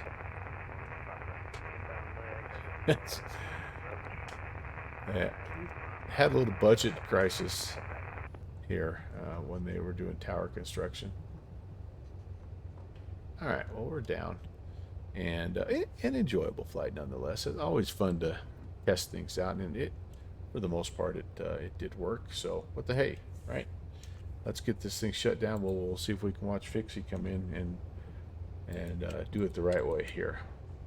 Avionics heat's coming off. Oh, I forgot to put the boost pumps on the approach here. All right, you can turn that down to auto cutoff. Cessna shake. Mags and batteries. Fuel pumps. Off. Your fuel shut off valves to off, and all right, we're there. And again, let's see if we can see good fixings come in here. And let me go back and see it, because Starflies, I think, was trying to make a point that I was not catching here. So I was commenting that making a radio call to CTAF that you're on the RNAV is useless to VFR pilots. They're flying in the area. They don't know what RNAV is. Yeah, we should just make position reports based on cardinal track and distance. So I should have said something more like I'm at 6,900 feet and I'm 15 miles northwest of the airfield. Would you say inbound runway 9, or would you let them know kind of what you're thinking there, or just the position report just saying you're inbound the field at that point in time? Fire Sandy, hey, what's going on? How long before the next flight? It could potentially be in just 1 minute, or it could potentially be a little bit closer to like more like an hour or so. Did I miss you, Fixie? Did you come in? No. So Steve, I'll put a ping out, and what I'm going to do here is hey, maybe I can do this. I might be able to do this, guys. Hang tight here.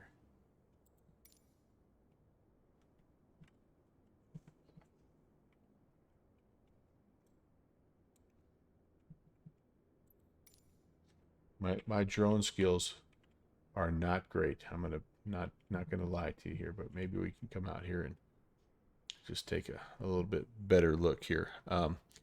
I'd say put position, altitude, and intentions. Okay, point well taken there. Starflies. I will do better on that next time. Thanks for the tip. It's really cool to have like real world pilots that give you help on that stuff. Oh man, did I land on? Did I? No, I didn't land on a taxiway. I landed out here.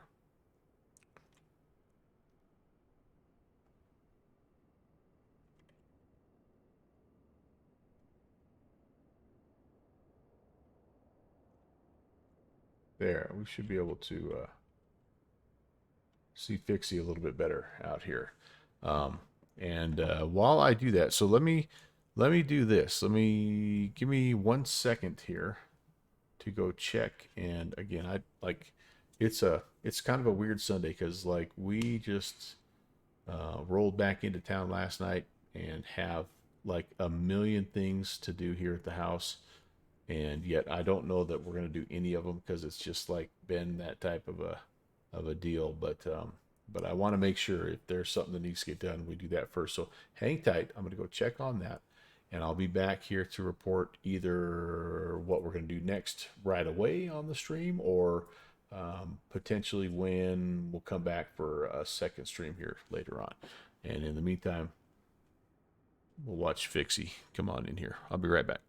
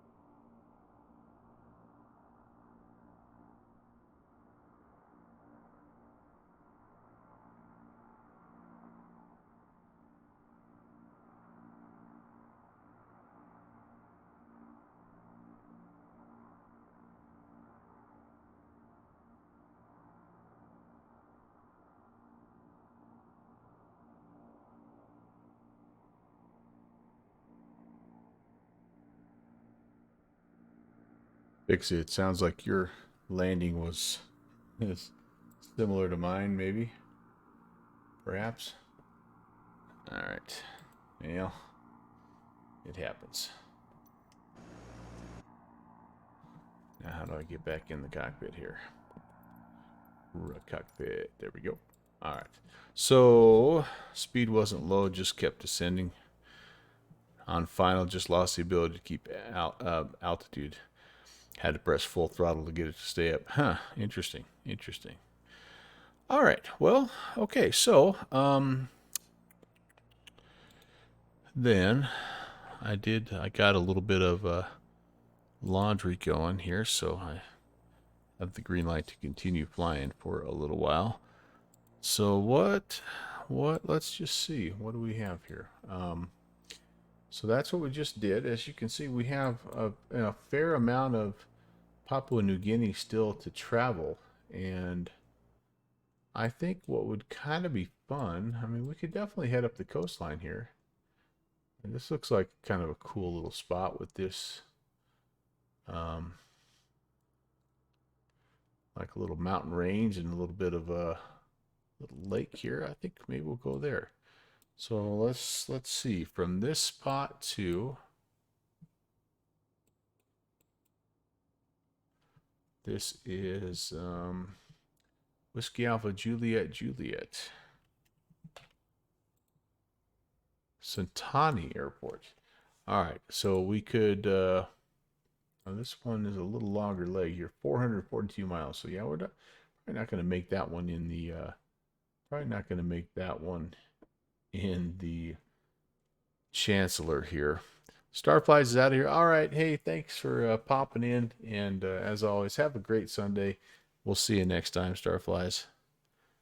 If I breathe on the trim, it porpoises like crazy. Yeah.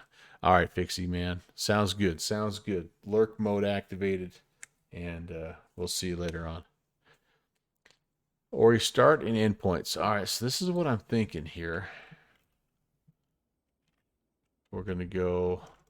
I should probably just update my command here. In fact, I think I will. Let me get that. That's in. I'll update my command, and I'm thinking I'm going to change aircraft here as well. We're going to upgrade just a bit.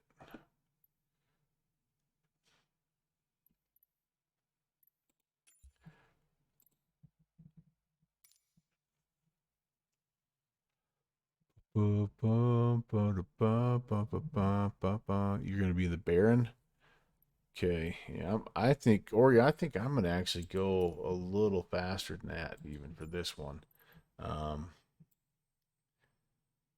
So get a jump start on me if you want, because this leg here is 440 miles. So I am going to go something of the jet variety.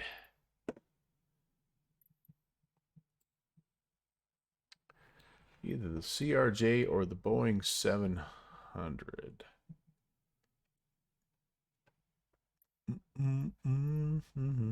We're just about out of chances to fly the CRJ here, the Qantas CRJ, and I don't think I have anything Qantas related here livery wise in the 737, do I? Oh, I got Virgin. I do have Betty Blue. Ooh. Decisions. Oh.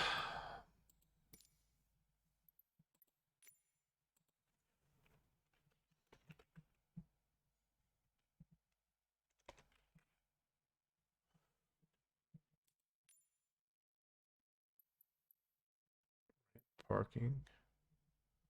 These look to me like they're more CRJ type aircraft, but you know what the heck. We're gonna do it. We're gonna do it here. Yeah, man. Hop in that old Longy. You can make it happen. You're not a B pilot, so no ATC for you. Well, no worries, because right now, Ori, it's just just us chickens down here at PNG. It's 1 in the morning here, so a few things. There's a little bit of stuff kind of popping in here and there, kind of on the east coast of the U.S. And San Fran's up. It's holy crap! I guess it's 8 o'clock, 9 o'clock in the morning, but yeah, we probably could find some action. I did see this event going on, which I thought looked kind of cool here, into Sochi. Started up here in Kazan. I need to do a better job of hitting some of those, but right now I'm just, like I said, just on a little bit of a New Zealand, Australia, Papua New Guinea trip. So we'll head up here to this little airstrip up here by Jayapura. Yep. Sentani International. I think that'll be good. What was it? Whiskey Alpha Juliet. Yeah, there we go. We'll get that set. And all right, that means I also need to do some changing here and take my GA controls off.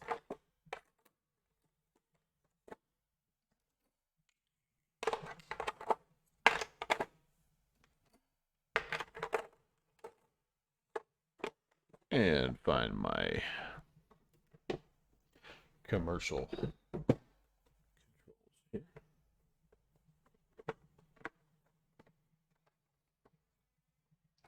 Speed brake. I need engine 1 and 2. Good. Cover those guys up. And do some quick flight planning here. Be off.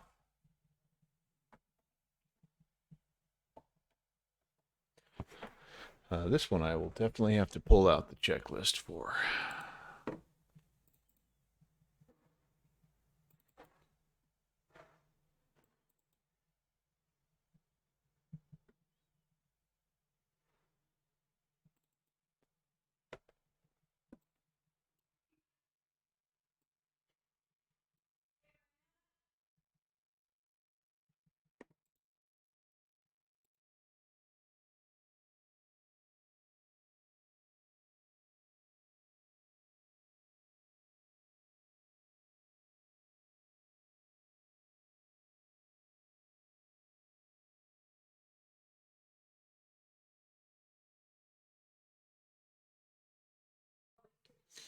Sounds like our dogs were helping with laundry here.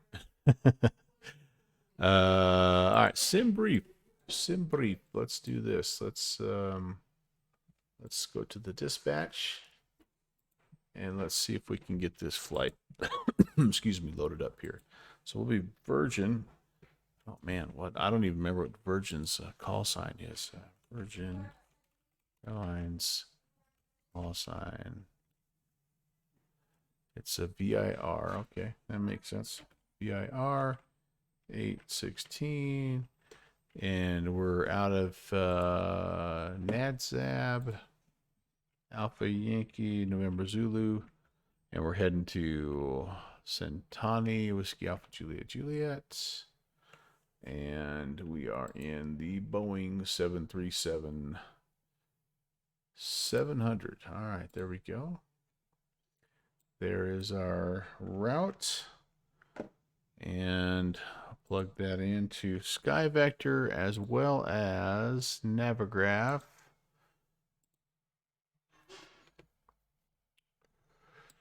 We'll have all that stuff set up for weights and balances here. Very good. Yeah, I keep forgetting the first time you load in, boy, this Boeing, it takes a little while. Okay, beautiful, beautiful, beautiful.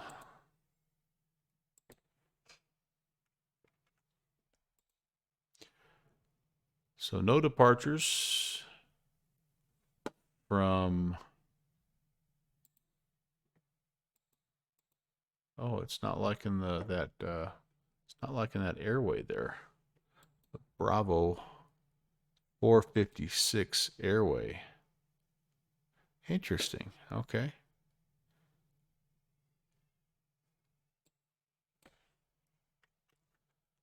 All right, here we go. This is going to be my route. Apparently that Bravo 465 airway is not, like, it's not loving that in Navigraph. It's also really not liking it. It's funny because it's like not liking it in SimBrief also, even though that's what it's telling us to use. So I'm going to take that out. Most likely it's not going to be a deal breaker because it just runs right up the coast here, I think. Yeah, so where is that Bravo 4? Yeah, so that's just, that guy's right up here. Yeah, I don't know why it's not liking that. That's just this guy here. But okay, just a descent or just a departure out of Nadzab. We're going to depart eastbound due to the winds. We're going to fly a little bit of a left-hand. We're going to really try to fly a left-hand departure this time and head 309 for 254 miles up here to Dotub. And then from Dotub, we're on the Bravo 456 to Banca. And we're going to be using I lost it here. The Banca 2 Bravo arrival. All right, awesome. That sounds good. Get that entered in here.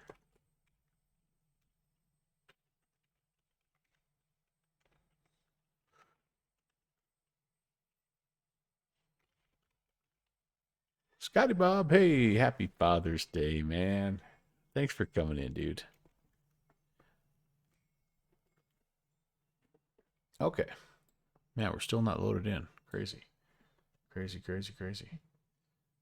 Scotty Bob, I hope you're having a great Sunday, great Father's Day. Full of fun things and family. We're going to do this leg here and probably call it for a little while. There's a possibility I could be back later on, but again, I kind of think once my crew gets up and moving, I'm going to probably kind of probably going to jump out here and start getting to the Father's Day festivities with them as well. So anyway, we'll have some fun here flying in the northern part of Papua New Guinea if the PMDG 737 actually loads up. Yeah, there you go. Expect a long load time each time you load the first time. Yeah. No worries.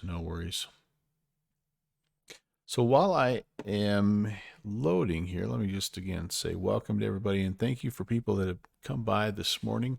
We've already made some new friends here. Tattooed Bacon, push the follow button. Iowa Scotsman re-ascribed 13 months. We've had Ori Darkwind hanging out.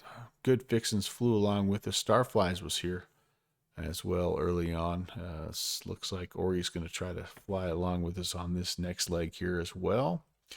And Michael there, 33 Foxtrot, has been here helping us out. Fire Sandy just got here a little bit ago. Great to see you. And what in the heck?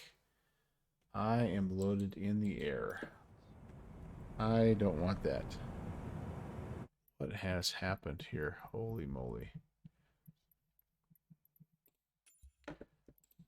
I must have picked a custom location instead of a ramp spot. Interesting. Okay, let's try that again. Let's go from, okay, here we go, we're there. Let's go from ramp spot 4, and let's try that again.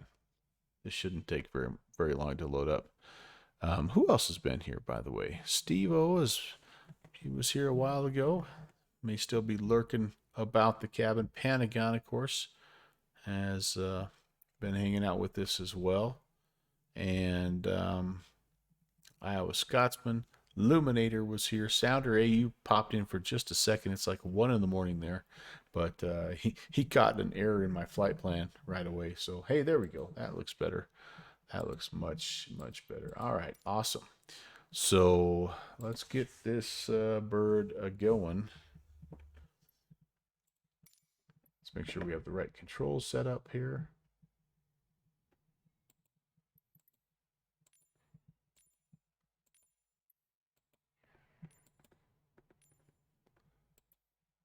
It's been a while since I've been in the Boeing 247. I need to get back in that plane. Got some plans for that plane as well here. So, all right, that looks good. That looks good. Sweet. Okay, battery's coming on.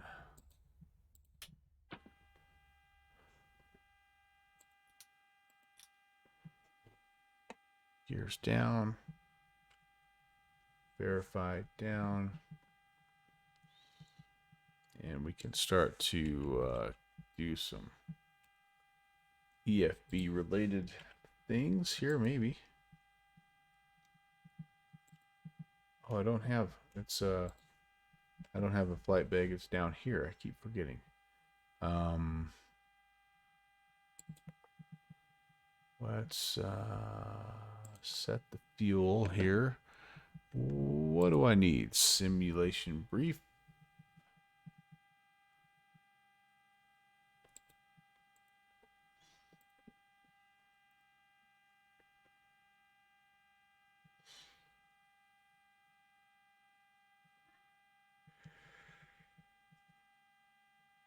About 1600.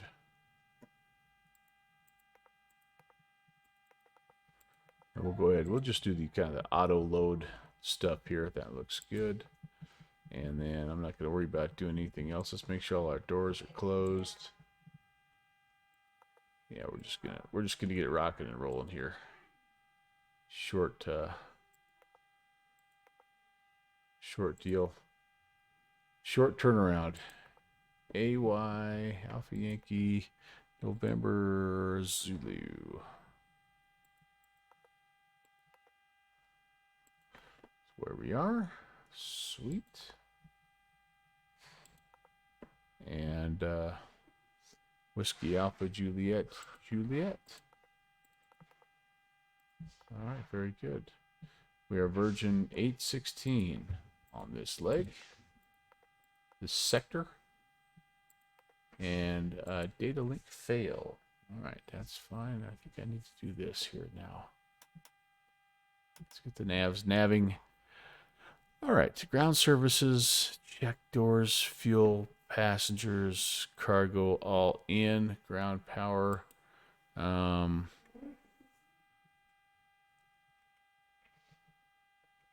might go ahead and just go straight to APU power. Yeah. I don't have ground just yet, so let's just go to APU power.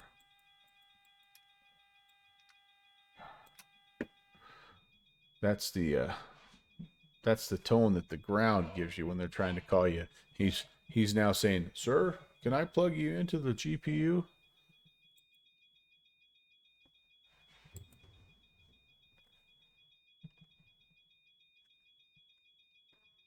I don't have to have a GPU start, do I? I don't think I do. Ground services. Let's request the ground power. Get it connected. And let's get our position here.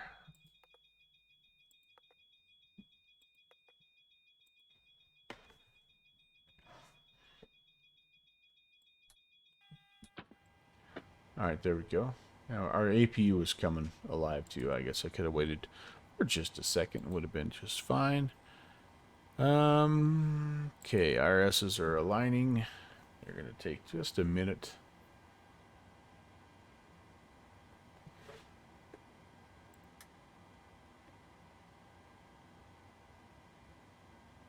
Power's on. Okay.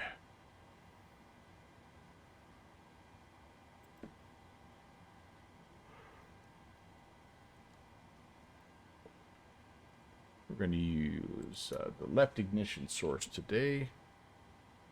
And let's put our route in here. Yeah, we're good there. Sorry, we need to... No departure here per se, just a runway 27 or runway 9er. And then we are... And see, Nadzab, yep, there we go. And then we go to Whiskey Kilo.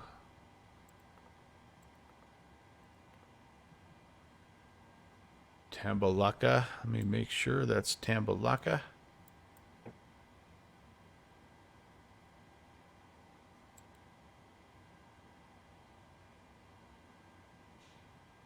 No, it's Weewak. We need here, Weewak.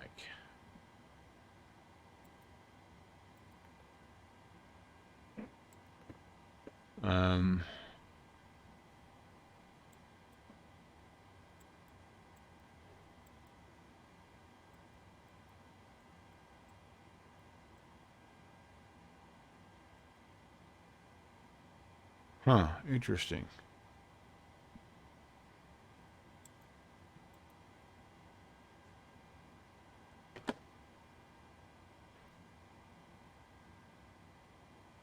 All right, the GPS coordinates are south 3 degrees, 335, and then east 43. That's got to be this top one here. Okay, we'll take that. We'll step through it and just make sure. What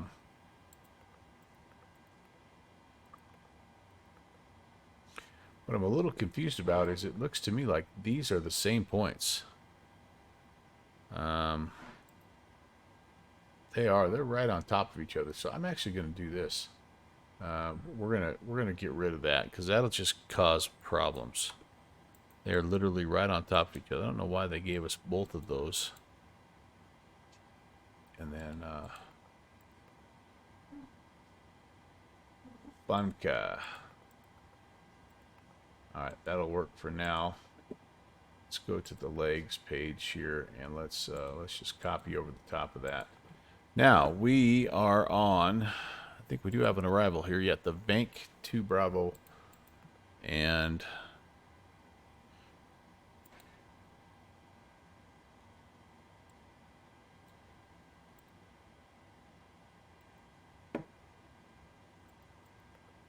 What'd you do with the beads? What'd you do with them? they're over there somewhere by the fireplace, I think. All right, what do we want here? Looks like we are gonna. So it's wanting us to go runway 30. I'm gonna do the METAR TAF here. See if I can pick up.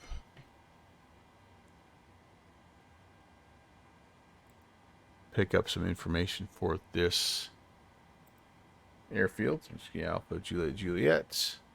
Oh yeah, it does have it.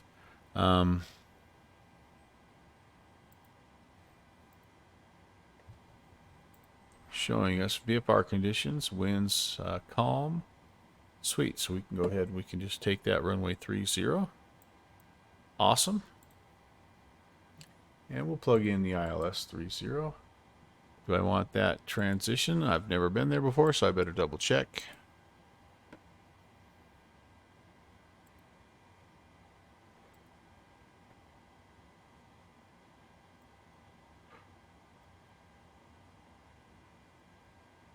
Yep, Torre.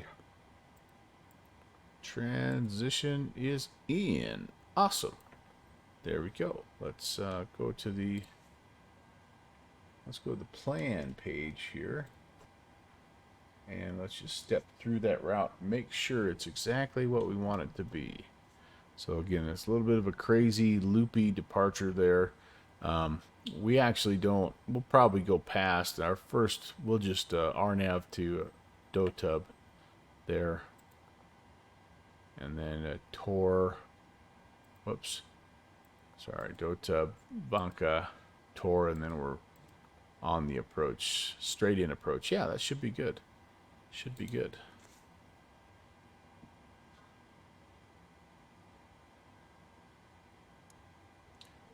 Kadaka. Scotty got a lovely bottle of Moscato wine and Lego Luke Skywalker helmet for Father's Day. Dude, that's awesome. That's awesome. I'm so glad you're having a good day. Onward and upward. On as a checklist. So we've got all of our waypoints in there. We planned and stepped it through. We can... let's go to the perf init and see how we're doing there. So the zero fuel weight will auto-populate for us. Reserves, SimBrief is telling us we need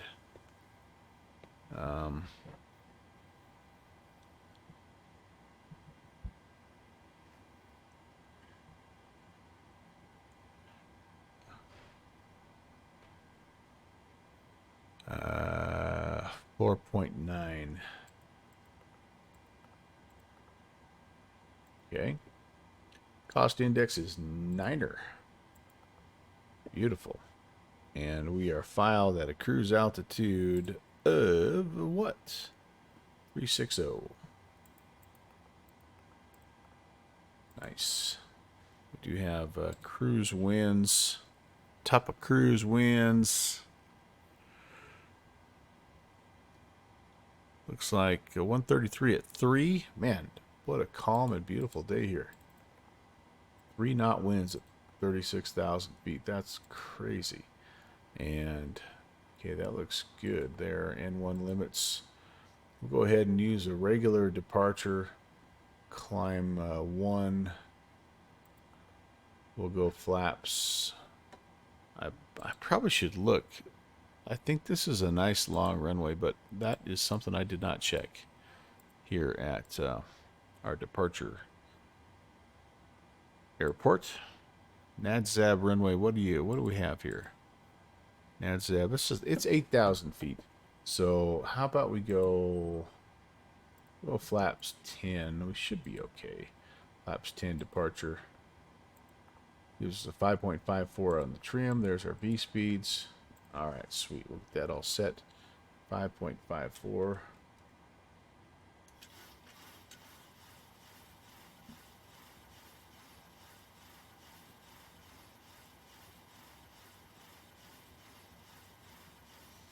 About right there. Looks good. All right, everything is in there. Again, no departure. So we're clearing ourselves here up to 36,000.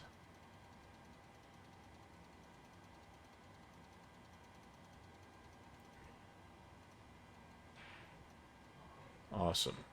The departure, let's see, the runway heading is 089er. Kind of weird that it has that little flickering deal down there. And let's see, B speed, we had B2 is 131. So I don't remember exactly, but a lot of my jets will set B2 plus 20. So we'll go ahead and do that.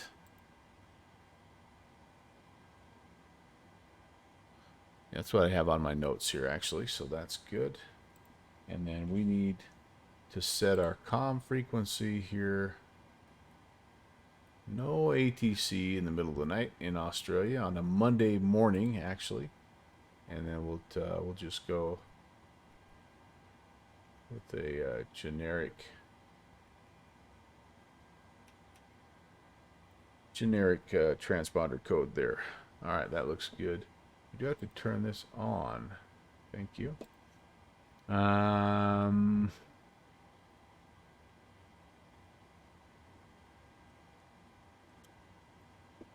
Traffic on here. Okay, there we go. We'll put the... What do I want to put? I'll put terrain over here. That looks good.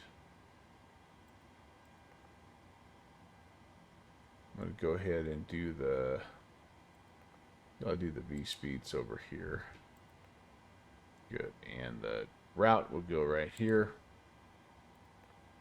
Okay, that looks good. We're getting close. I'm not going to worry about a pushback here because we can just turn it around.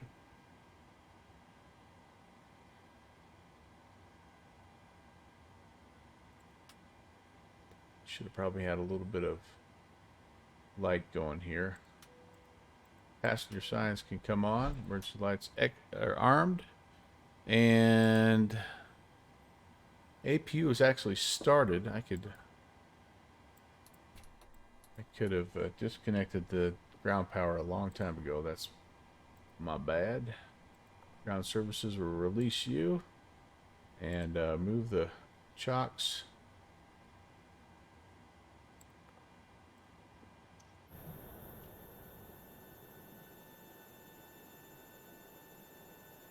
Everybody's kind of getting out of the way. Yep, and we'll just pretty much just swing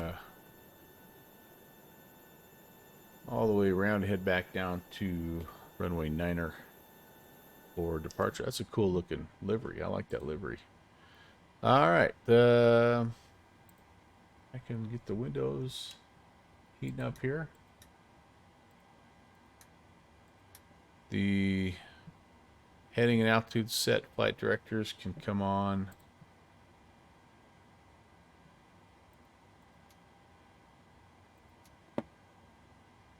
Oh, what was my altimeter?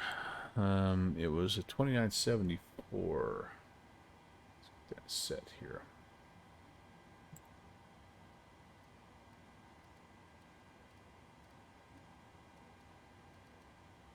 There we go.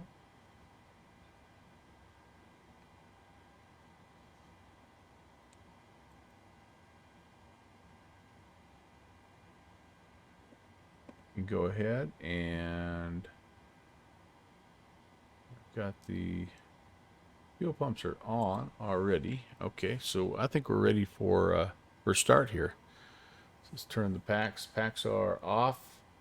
I think I needed to have them on initially here. APU bleed needs to be on as well to get some duct pressure going, and then we'll turn those packs off and get the engine started. Up, up, and away, or he's already out of here, man. All right, good deal. We'll see you in wherever the heck we're going. We'll see you on the northern coast there, my friend. All right, turn those off. And we'll go ahead and turn number 2.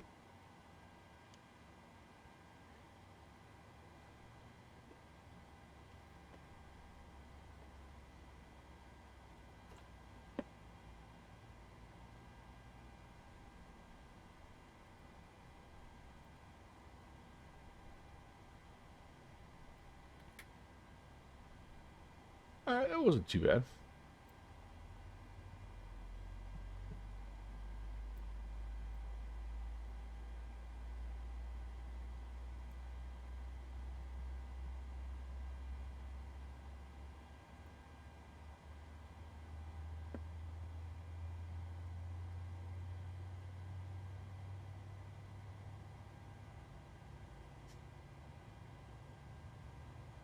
Cool. Starter clicks off, and number 1 coming on.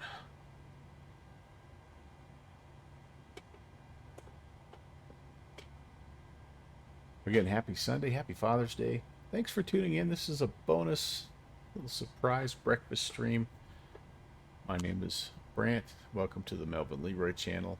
We're flying here in Papua New Guinea. We're flying from a place called Nadzab up to another place called Sentani. It's sort of on the northern coast of Papua New Guinea. Just about ready to go here. We're in the 737. We flew the Chancellor. We flew the Cessna 414 from Port Moresby up here to Nadzab. Flew over the top of the Owen Stanley range, which you can kind of see at 12 o'clock. It was a nice flight. The updated Chancellor still has a few things to work out from an autopilot standpoint, but I still like it. It has potential, and it's going to be a a very nice aircraft once it's all said and done. All right, now we can go over to the engine gens, maybe. Oh, we don't quite have the number 2 going. Did I forget to turn the... I gotta introduce fuel to get that engine started. But yeah, we started out today, no real plan. Just kind of wanted to get up and fly a little bit. House was nice and quiet. Now everybody's sort of waking up, so I'm gonna sneak one more flight in here and then hang out with the family and enjoy a nice, restful Father's Day.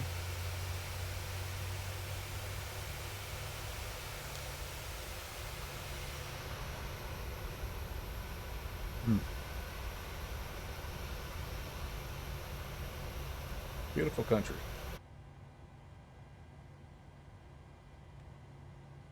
All right, there we go. That engine is going. So there, now we're on generator power. Good. Let's turn the APU off.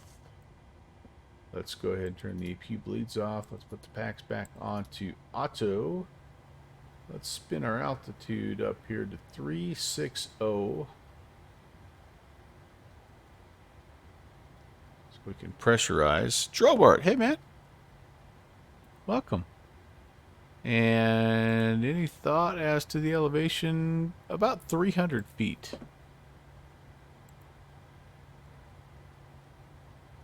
For our landing elevation. Alright, awesome. Awesome, awesome.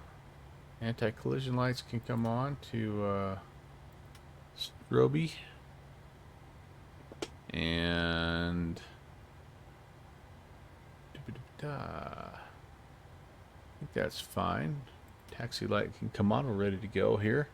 No pushback needed, so that'll work. And then probe heats can start to warm up here as well. Flaps need to be set. We're going to go flaps 10 on departure today.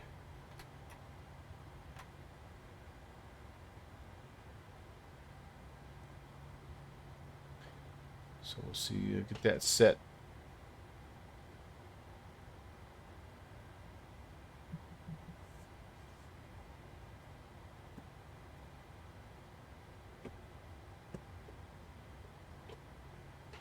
Controls are green correct. Auto brakes are set to RTO.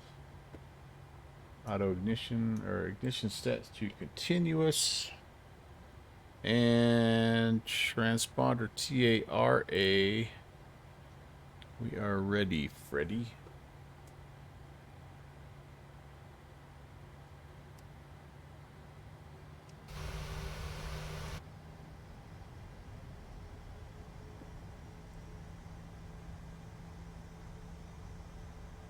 Yep, has that flickering deal going on there. That's strange.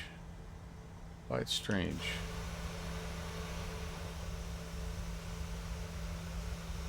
Turns on a dime. I love it. I love it.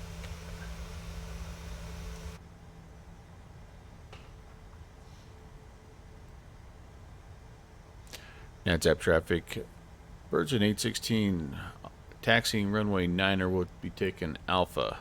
NATSAP.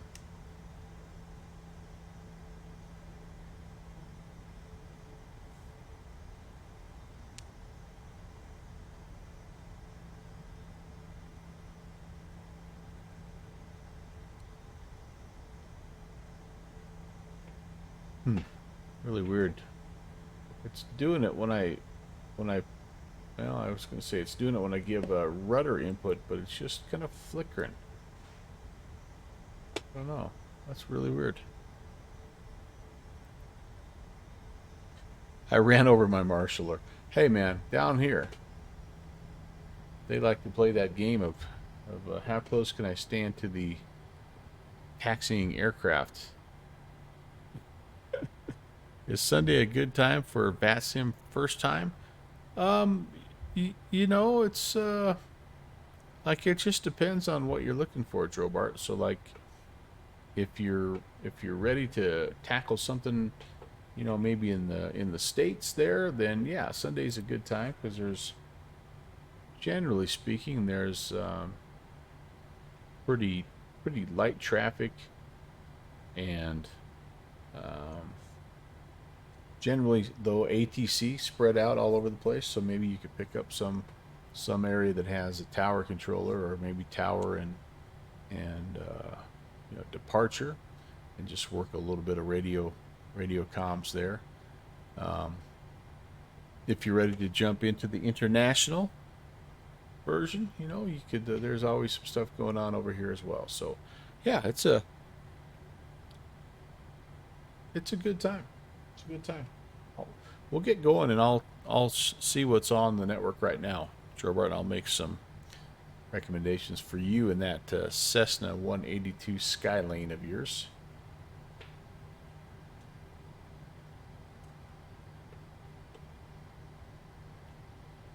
I had those on as well. Do I have real weather turned on here? Make sure.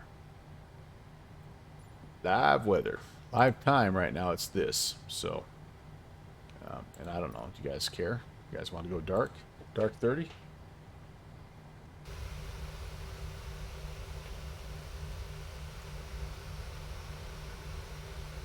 The only part about flying at night right now is you don't really get a chance to see the countryside. I think we'll do this. Let's make the time like a little bit later on in the day here. Maybe we can kind of get a little late evening light here as well. Or we could go super early in the morning.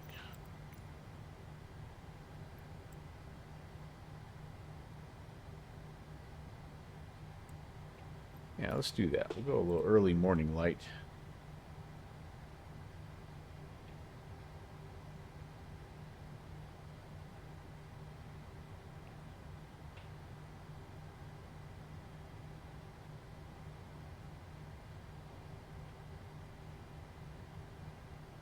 My panel on the Skylane has trouble. You can't read the dials and the buttons that well.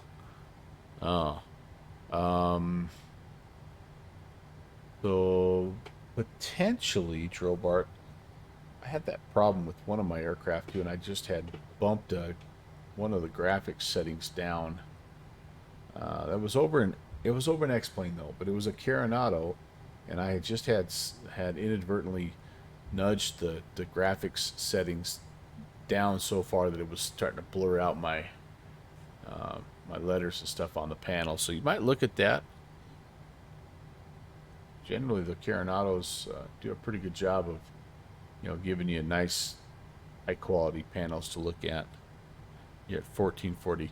What I'm saying is go like into your graphics settings and see if you have things. Maybe something got bumped down is on, down off of high. You know what I mean?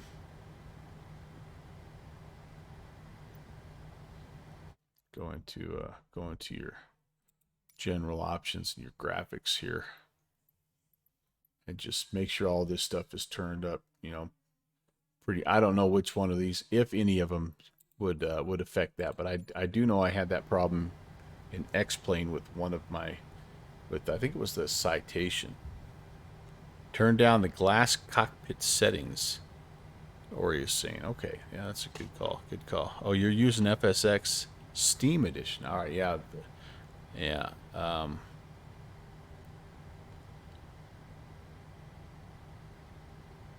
right, here we go. NADZAP traffic. Virgin 816 is departing runway 9er. Be on a left-hand downwind departure to the northwest. NADZAP traffic.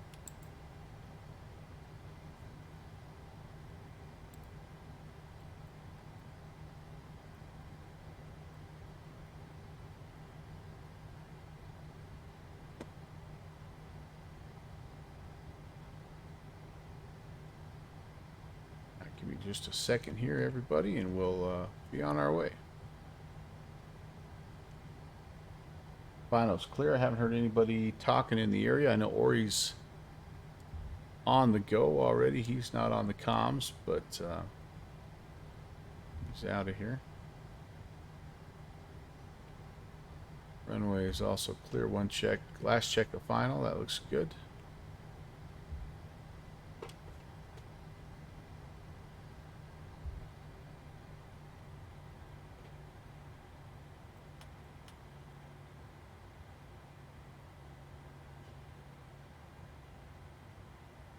Oops, I came to a complete stop there.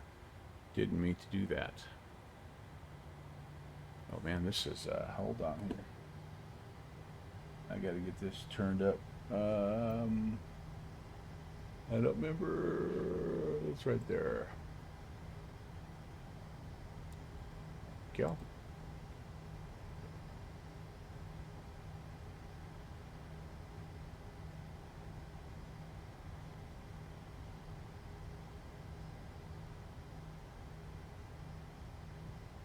There's runway 9. I say that not sarcastically, because I did depart on the wrong runway on the first leg today. So, you know, let's double check everything like you're supposed to.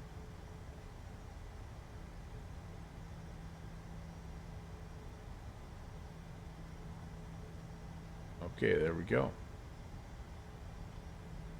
And time for takeoff.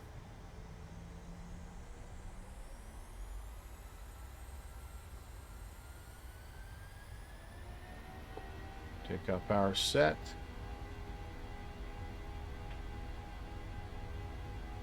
Oh, that flickering is going to drive me nuts. Airspeed's alive. There's 80 knots.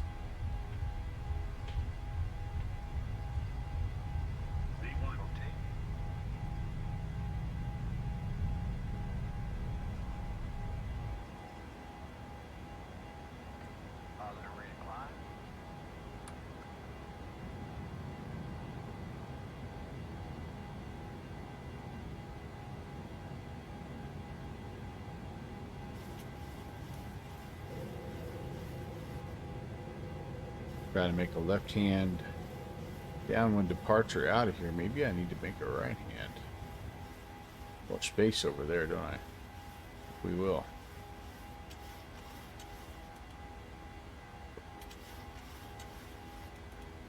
Flaps. To flaps 1. Sorry, to flaps 5.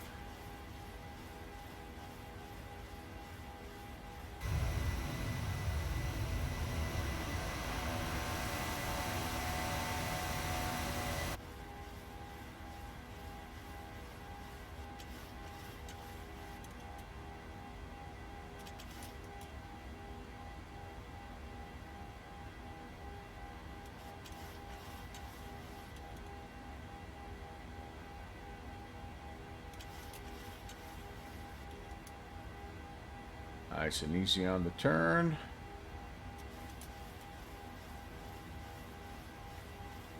Flaps coming up. Gear stowed.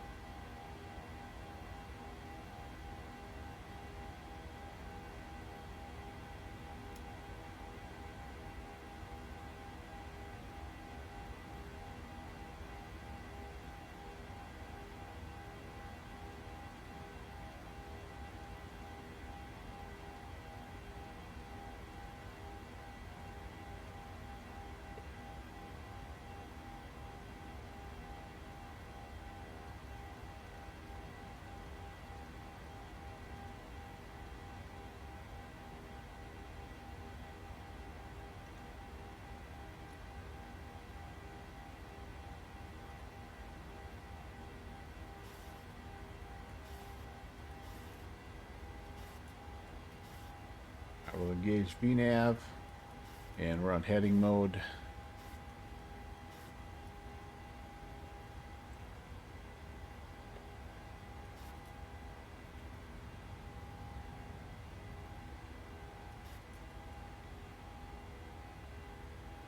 go ahead and go direct DOTUB. Execute that, and we'll go to LNAV. Very nice. Through 10,000. Lights can come off here. And the continuous ignition is off. I already turned off the auto brakes. I think we're doing all right.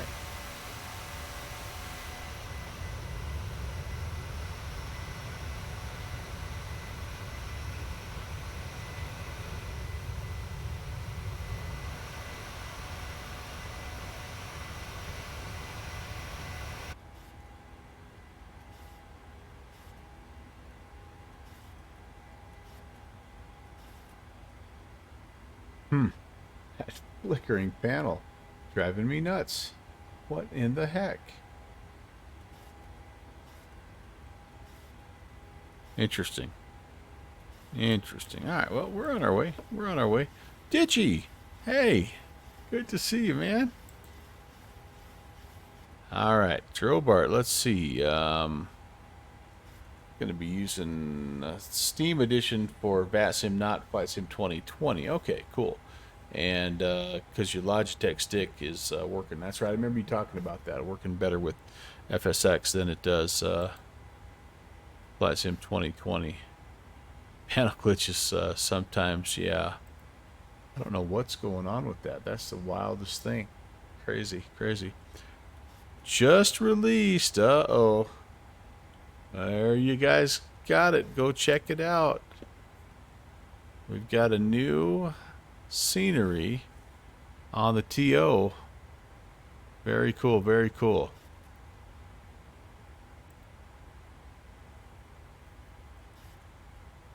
Awesome. That's your second one I think you've done. That's really cool. You have got the scenery making bug, I think, there, Digi. That's way cool. All right. We're up and out of here, and oh, you know what I did not do? Holy cow. I'm not connected to VATSIM. So all those radio calls I just made are null and void. I just noticed that. I'm not connected to VATSIM. I think I bumped out when I changed aircraft, and I think I just forgot to reconnect. So I'm going to adjust that right now, and just in case somebody comes on and is controlling, we'll at least be connected. My flight plan is going to be filed kind of in like after the fact mode here, but hour 16 minutes on this flight, and 36,000 feet. And then here is our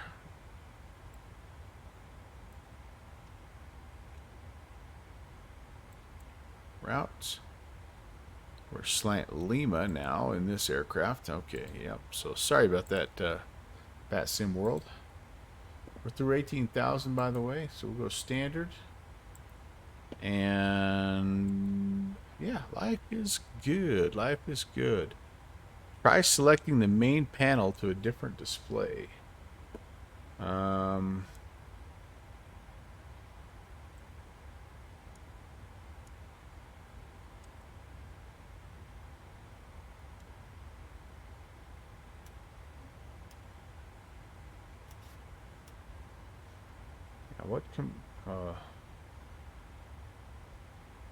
What controls that?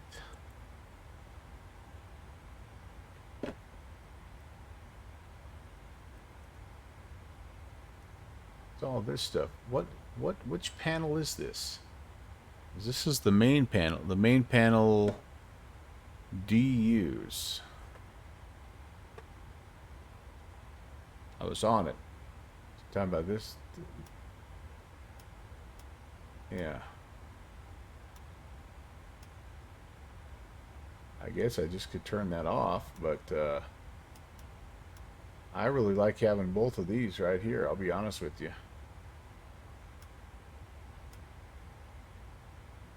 And I guess I could turn it off, but that kind of defeats the point of having. It's the MFD that's screwy here. You move nav to the bottom. Yeah.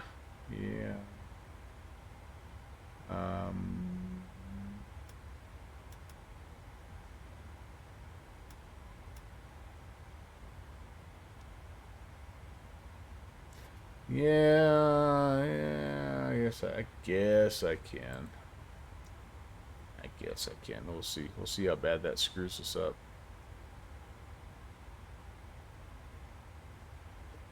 Alright, it'll work for now.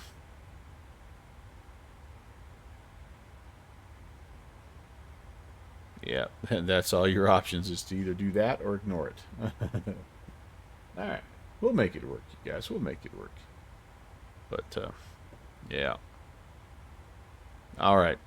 Fox, thanks for checking in, buddy. Michael, you enjoy yourself as well. We'll see you later, dude. Alright.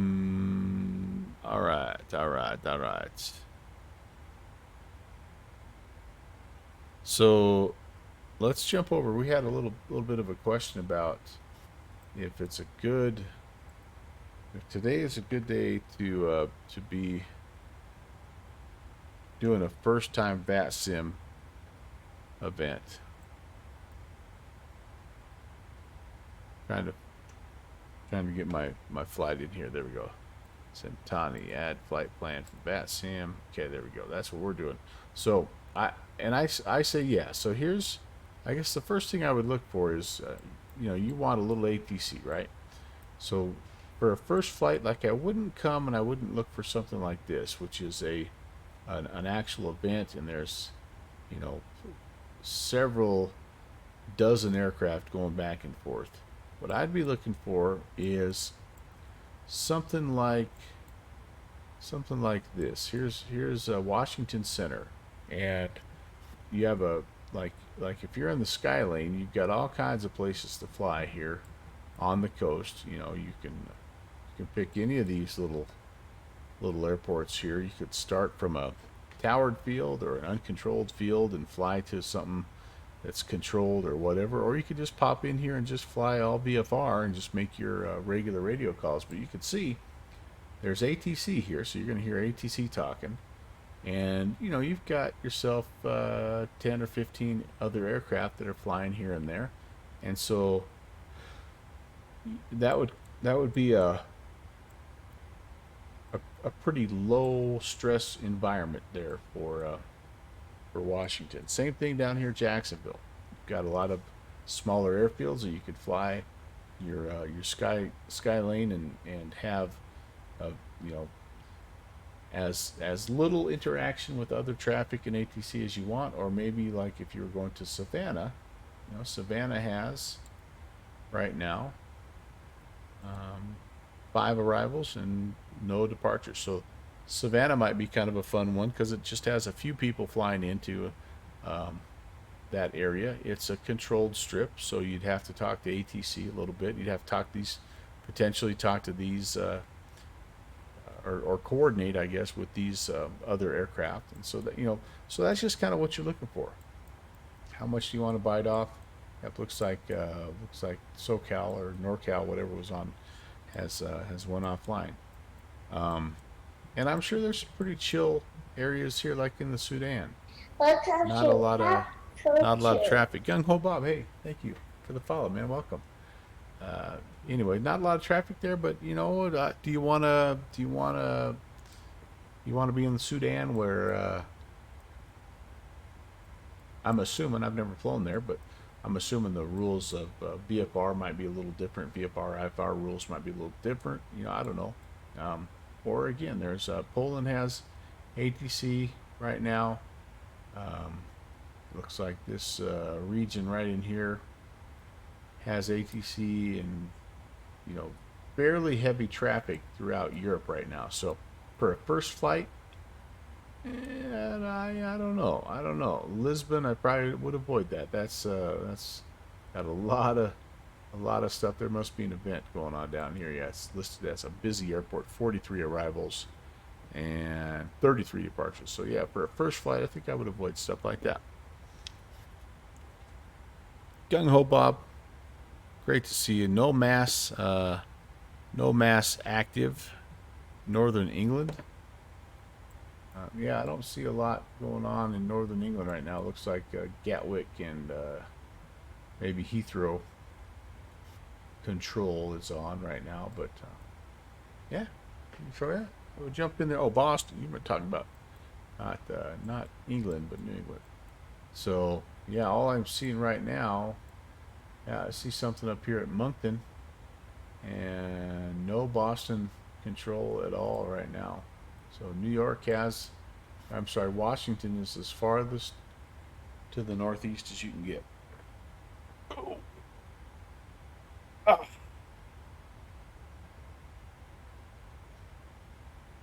Just flying from Ibiza to Malta in the A320, probably that Phoenix there, I'm assuming. Gung Ho Bob.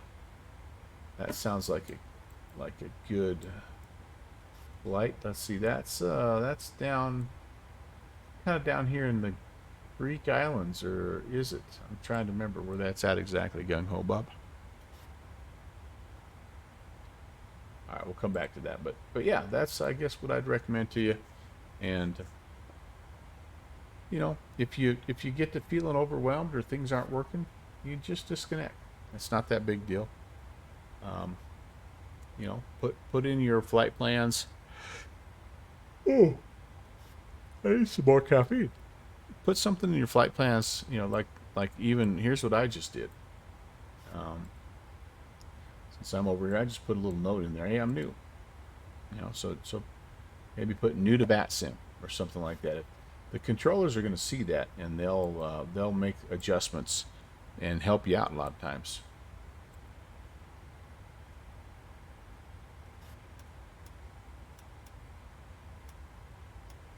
All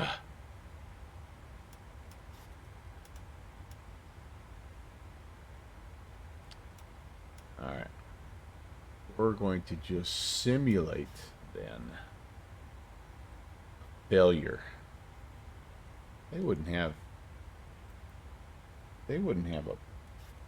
a legit bus failure on that, would they? Are these modeled? I don't think any of these buses, some of them, nope, buses aren't modeled just yet.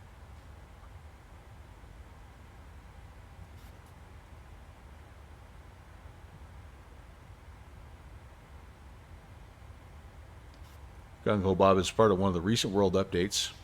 Oh yeah, just bought the vintage livery and using one of the old EasyJet. Nice.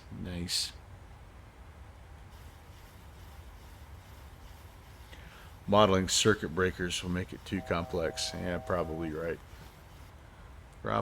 There's 1,000 to go. May have to schedule a visit myself, did you say? Maybe Naples to Malta. Not sure if that's a bug or they're trying to simulate a defective display. Probably a bug. But yeah, I haven't actually seen that consistently happen before.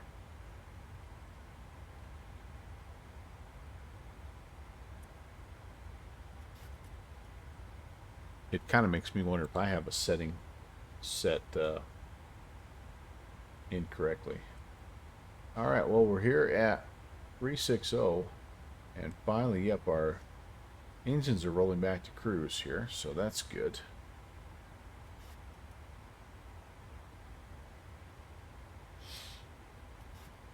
Yeah, kind of like if you're wearing polarized sunglasses, yeah. All right. Yeah, now we just need to settle in for a little bit here. It's not a long flight, only about an hour 10 minutes. So I might, let's do this while we have a second.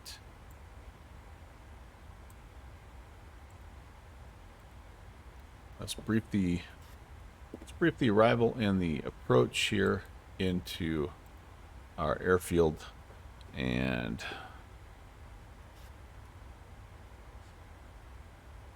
all kind of, looks like they kind of are all related here. Similarly. So, interesting. Okay, so we're coming in here on Banca. We're going to come over here to the Tor intersection, and that's going to be our, that's where we pick up the ILS into runway, I think it's 30. So that's kind of curious. Now, I'm just looking for altitude restrictions or anything like that. This is again a new sector for me, so I'm just sort of winging it. I don't see anything here from the routing box other than just turning right and proceeding on tracks or proceeding to a point. All right, so it'll be up to us to kind of figure out the descent profile. Fortunately, this has a very good descent planner, and usually if you just kind of give it the information that you need, it does a good job of helping you get down with the VNAV. You have the CBs in all areas up and lower decks. Wire chaser nightmare. Oh, really?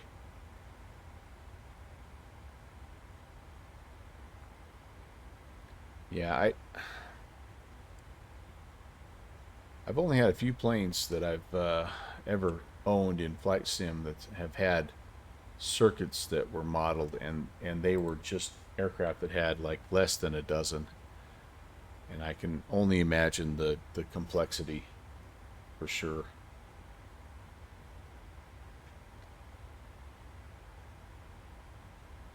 Oh, man. I'm getting the yawns now all of a sudden. It's like I've been awake since 5:30 this morning or something. ILS runway 30.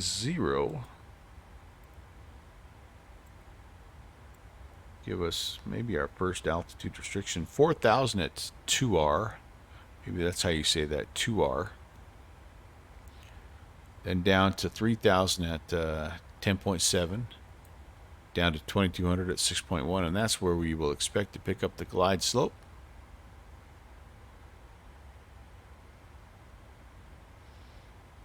Right here, 0.7 DME is the MDA.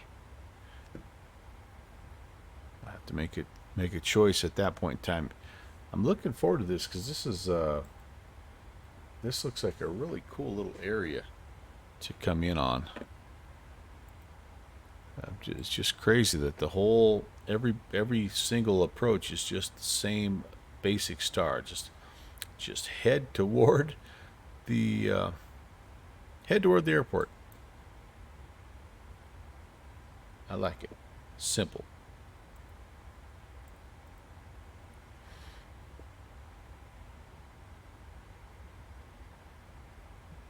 They even have circuit breakers for the toilets. Well, yeah, it all takes some amount of electricity, some kind of power.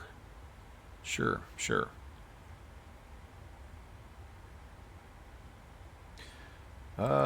So I think it feels maybe a little bit early, but we might as well set our altitude, our descent altitude. Here's where it's going to be weird trying to look at the route down here in the center lower display here. It's the whoops.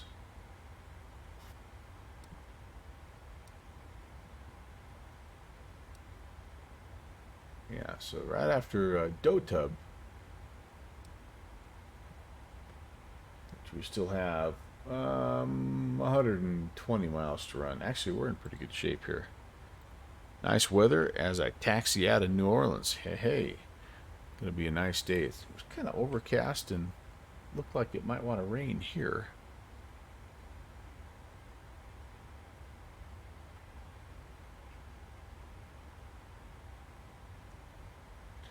All right, I'm gonna go. I gotta go get a drink of water, more tea or something, man. I've got the yawning fits. I'll be right back.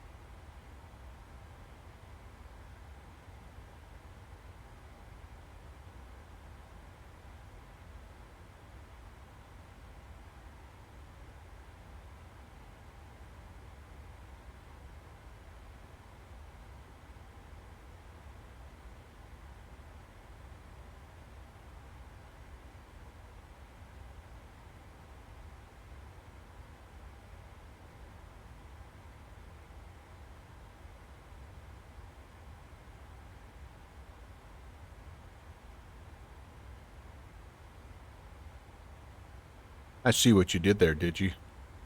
Nice. Well played. Well played. Uh-oh. Ori posted something. Ooh. That looks nice. Beautiful. That's no moon. Well, the bad news is I didn't find any caffeine. The good news is I found this freaking rockin' cookie. And a little bit of high quality H2O.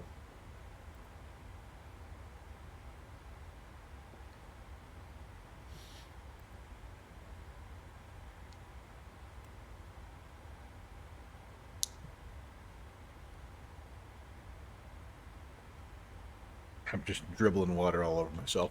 To make it a sim with circuit breakers, you need to buy a 3-axis sim like the airliners have. No way. I'll take your word for that, man.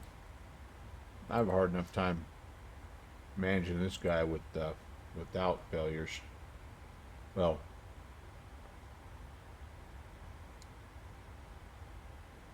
I have my failures turned off, basically.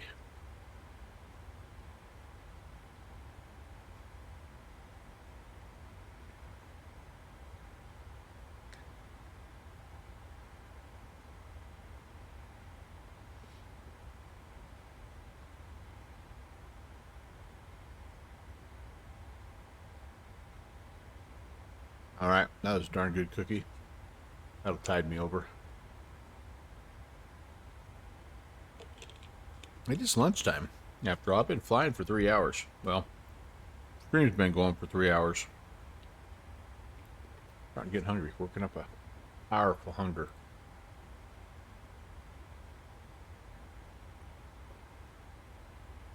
All right. I'm going to go ahead and spin the altitude down 4,000.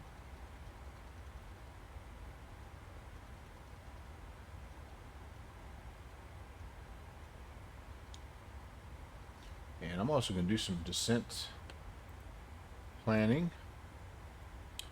I seem to have lost my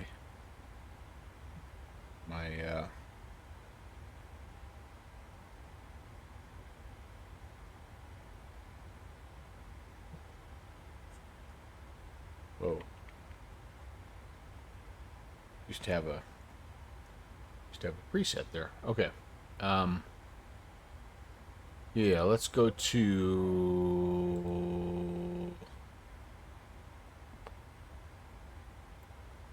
We would plan a flaps 30 arrival.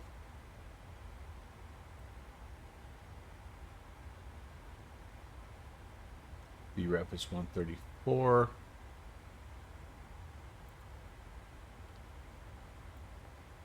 Okay, we're going to put descent forecast.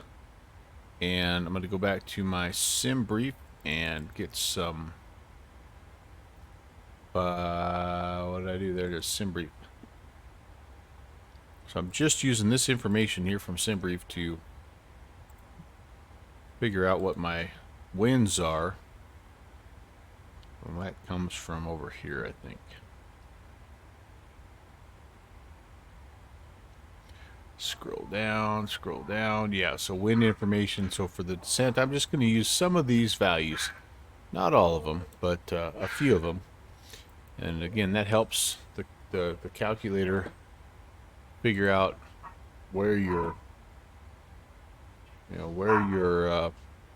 descent, your top of descent should start and what your profile should look like.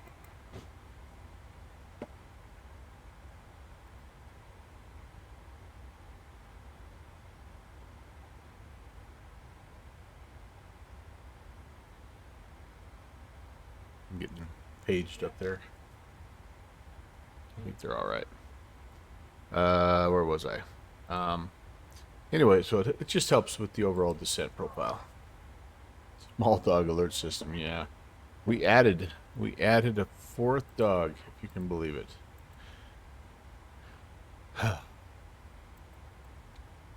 My wife's mom, who just passed, had a dog, and she said, if anything ever happens to me, I really want you to take care of it. So we are. He's a very good dog, honestly, but it's just a lot. It's just a lot. All right. Flight level 100. Yeah, so get all these in here, 67 and 11. There we go. So that'll help. And then I put some fixed rings in here as well. Whiskey Alpha. Juliet. All I'm going to do is put in a 10, a 7, and a 4. 10-mile ring is when I start to get it slowed down and add flaps. 7-mile ring. Sorry, the 4-mile ring is when I want to be completely configured for landing. All right. I think we're ready to go. There is an Airbus facility in Mobile, Alabama. Oh, is there? Digi's asking, and Drobart says yes. Alaska XE Virgin America jet. We have an A320 here at Hayco Greensboro, getting an overhaul in the cabin. Oh yeah, you were talking about that. The cockpit isn't getting any work, but cleaning and paneling. And Beluga delivers to that Airbus facility in Mobile. Huh, interesting. Interesting. Alright, how are we doing out here, guys? How's it looking? Pretty similar to the rest of Papua New Guinea. Very mountainous, very heavily forested, jungle area. It's a beautiful coastline. We're up nice and high. A little different perspective than last time.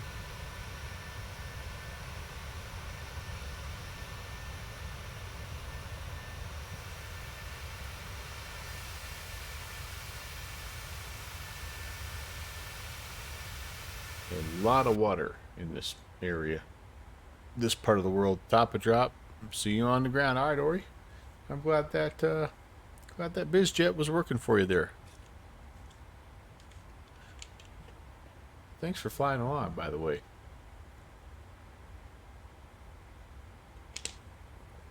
Revisional Darkwing.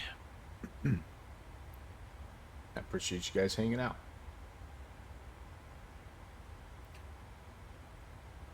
Since I happen to have a checklist here, let's go ahead and take a look. We're going to go medium brakes for auto brakes.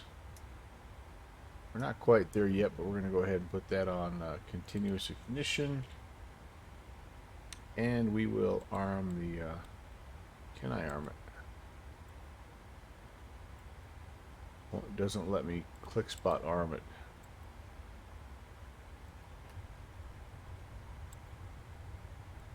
No, that's not what I want.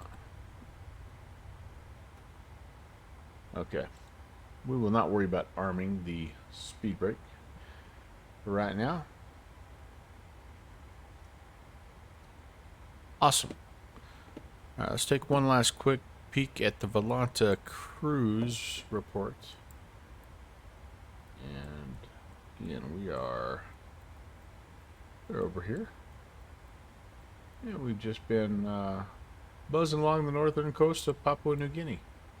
Again, what I'm hoping to be able to do here over the, next few months or so is just keep going either, into this part of Indonesia or perhaps the Philippines.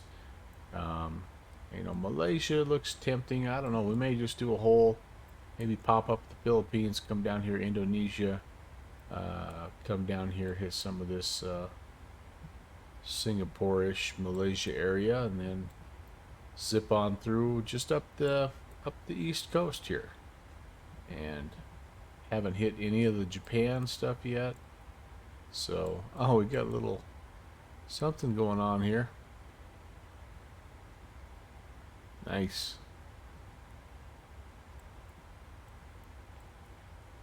Yeah, and then just maybe try to make our way across here to Alaska at some point.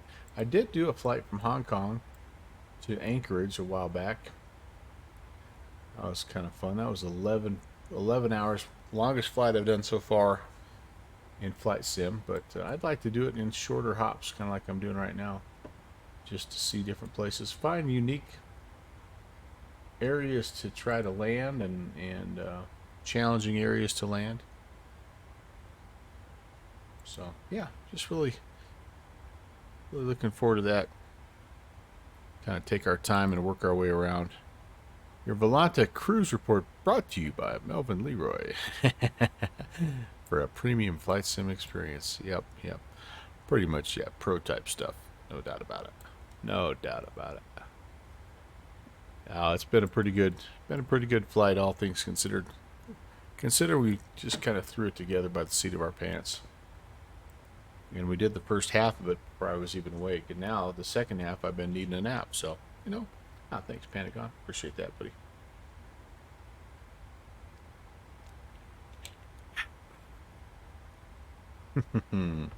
I like Belanta. I really do.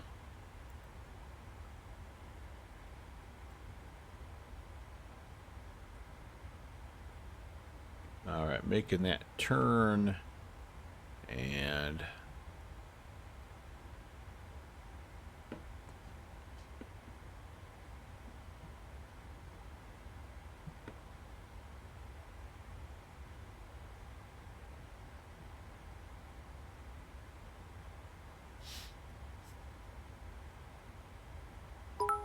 that is true, Digi. Hey, thanks for the bit. Hot dog double fist.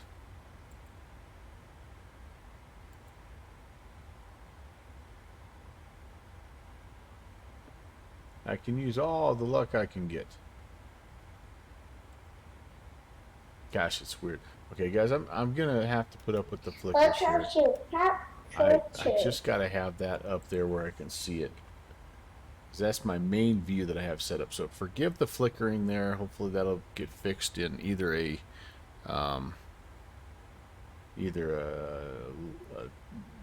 later update or maybe just me doing a little reset would work out. Hey, Bone Loose, thank you for the follow.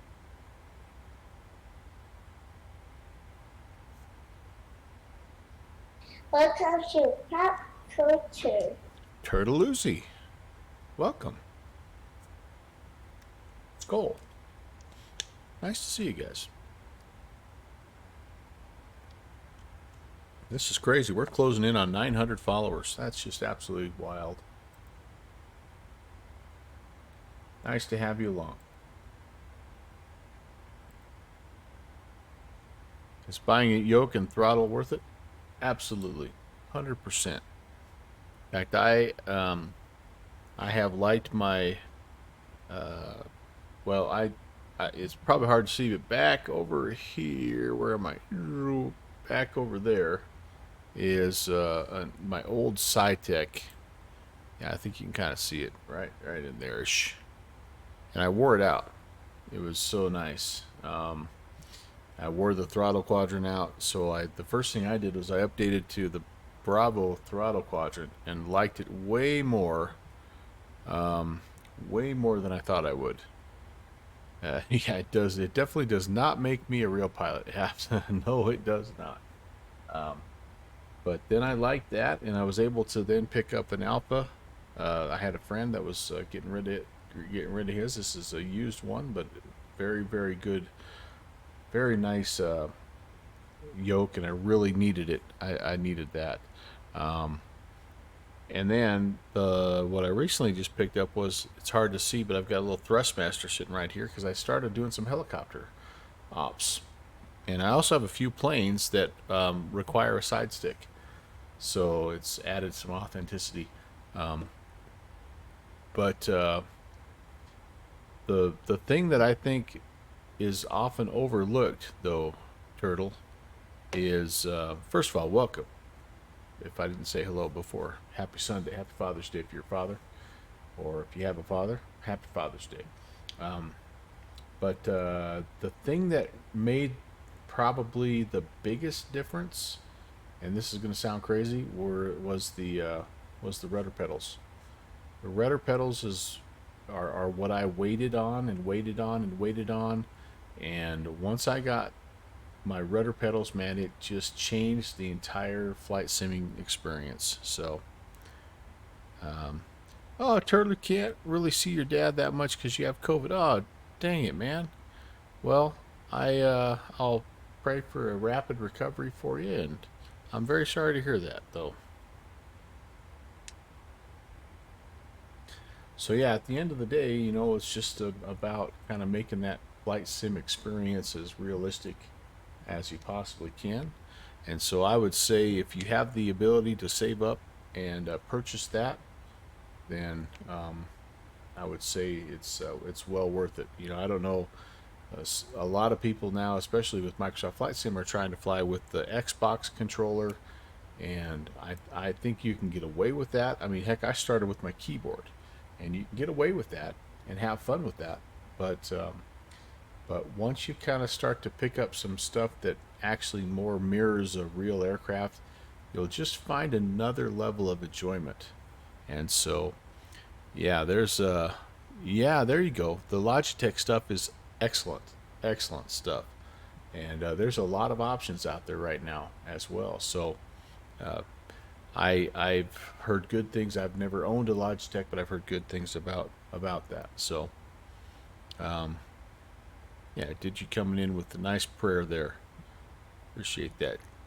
Did you, Driver?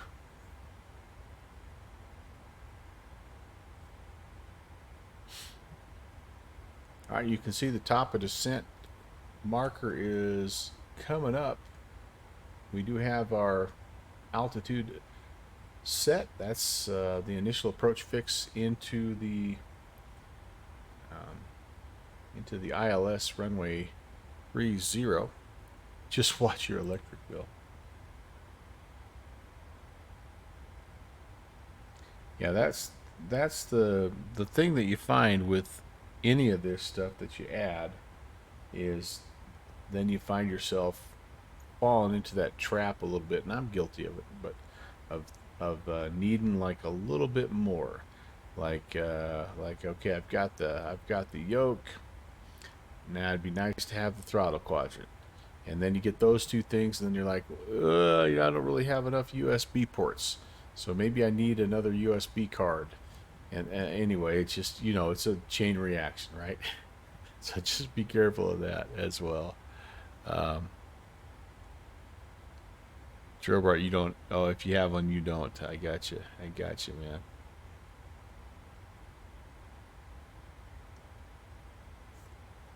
But yeah, all these little things definitely help out. The next thing that I'd like to do is I've got a set of rudder pedals. It's the second set I've had of these Cytec rudder pedals, and they're good. But I'm about to wear this guy out here. This second set getting a little clunky on me, so I would like to maybe look at a little bit higher quality rudder pedal, and you know, maybe see if I can incorporate that into my setup. But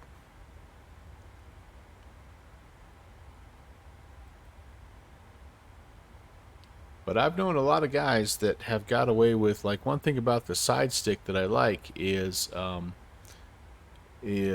it does have the twist, so you've got the ability to kind of control your rudder and steering that way too, which is an interesting concept there. Agent Presta, hey, hello. I actually went from a joystick to an Xbox controller. Never thought you'd do that, and you really like having a second analog stick for panning. Ah, very nice. Yeah, sure. I use my hat switch for that a lot, so I could see that in an Xbox controller. You know, one side could be your like your throttle or your yoke, and the other side could be the looking around thing. Yeah, I could see that. Honeycomb's about to drop their rudder pedals. Yeah, awesome. Are they're going to be called the Charlie, right? Charlies.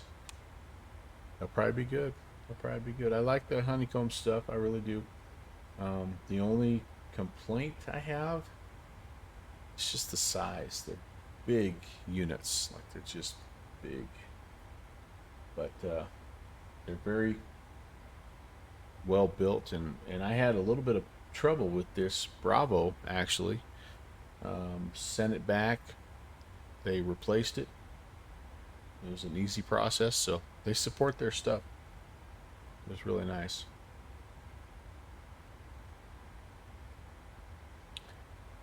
So yeah, there's, just like with anything, there's a lot of options for rudder pedals, and you know, I've always tried to find something that's versatile and will work for a lot of different aircraft. So you want to get the Logitech G Pro yoke and throttle. Feel like you won't use it much. You have a very low budget PC, 1650 Ryzen 3, and barely run MSFS on it. Yeah. Well, yeah, maybe the first investment, Turtle, would be in a, you know, maybe an upgrade to your PC potentially.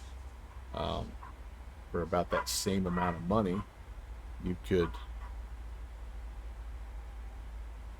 maybe add some memory, or maybe upgrade your CPU, your GPU. That's a tough call there. That's a tough call. You know, you'll have to prioritize, which I think we all do, right? Because you can't just go get it all at once. The current system I have it took about 3 years to build it, and I went GPU first, then I added RAM, then I went CPU first, then I bought RAM, then I bought the graphics card, and in between there I also added some hard drive space, but it took time. It just takes time.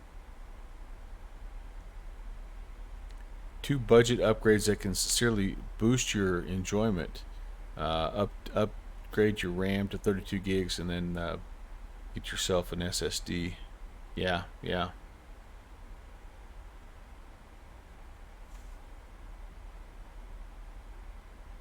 Yeah, and I think you're right, that's probably, in terms of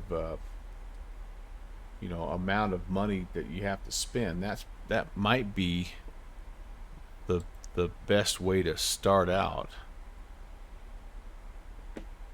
2974 is going to be the altimeter setting when I get to where I'm going, so I'm going to get that reset here. Whoops. We'll be ready when we go through 18,000. We are on the descent right now. And did I have...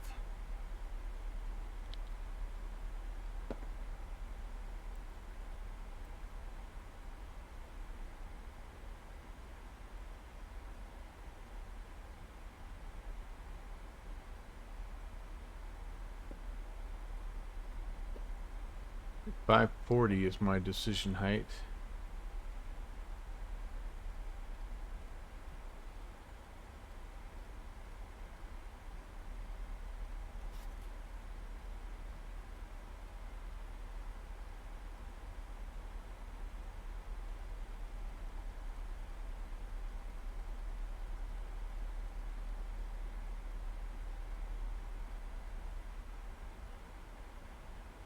Okay.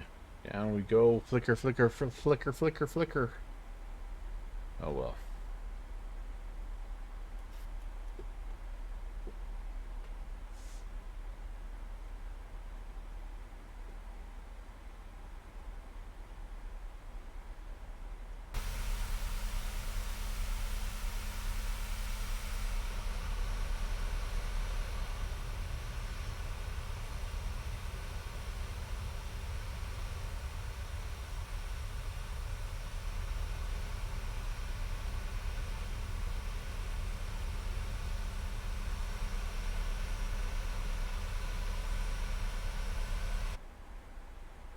All right, we are on descent, flying this northern coast of Papua New Guinea. We're heading to a little international airport. I shouldn't say little, it's an international airport after all. It's called Sentani Airport. It's the first time we've ever flown in there, and kind of looking forward to it. It's kind of tucked in between some mountains. It has a little bit of a lake. It looks like kind of a fun approach here. In fact, here it is. Let's just brief it one more time, just to make sure everything is fresh in our memory. We're going to be coming in here to the 2R intersection at 4,000 feet. Then we're going to drop down in here to this DME 10.7 at 3,000, and then 6.1 we need to be at 2,200 so we can intercept that glide slope. And you can see the go around. It's a hard left-hand turn. Okay, immediate left-hand turn back to the 2R intersection and a hold. So that's what we're looking at here. So mountainous terrain here doesn't allow for any kind of a go around straight ahead. We have to turn all the way back around and head to that 2R intersection.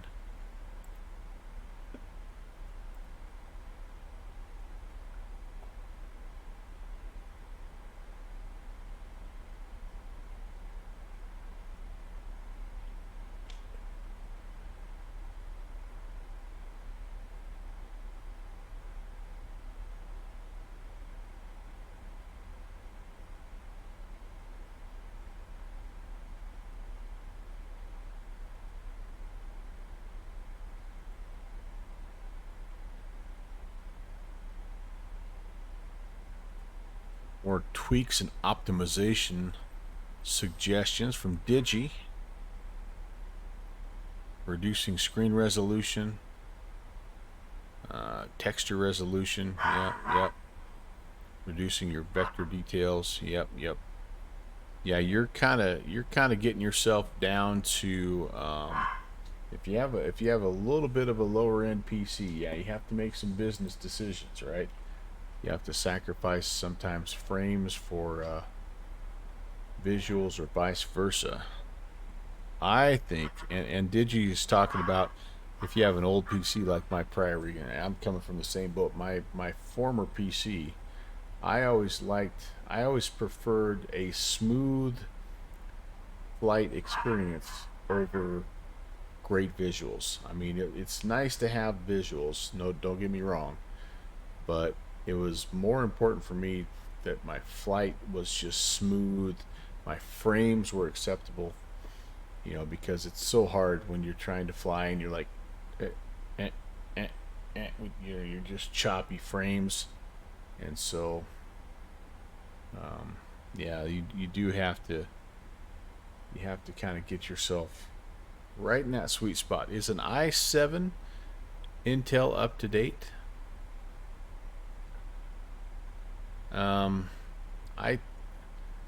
I think it's a little, yeah, yeah, there you go. Digi saying depends on the number of cores and threads available. I went ahead and just went straight to an i9. I had an i5, my old unit. I leapfrogged up. It's been good. It's been a good unit. Been a good processor. Okay, down we go.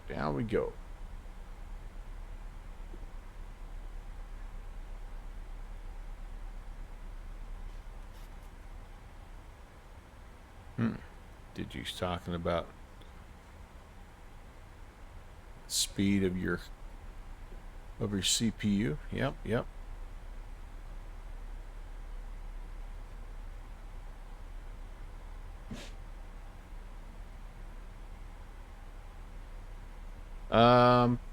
To an extent, Drobart, you do have to have, like I had an older motherboard, and I actually, my i9 would not fit on there, so the motherboard does have to support it. Yeah, there you go. And Digi says it better than me. Yeah, well, I can tell you for a fact I had a motherboard that did not support the i9.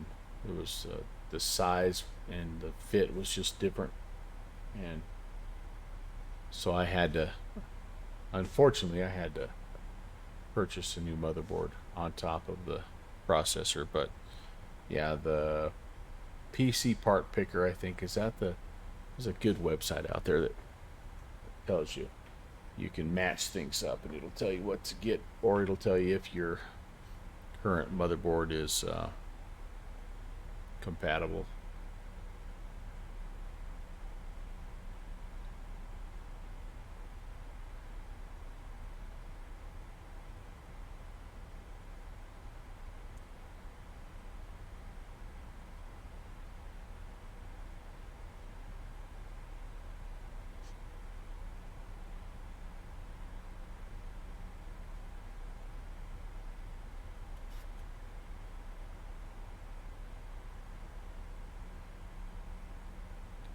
Not seeing RAM sticks in retail stores like we used to see. Oh, really? Yeah, it's been a while since I've shopped for RAM.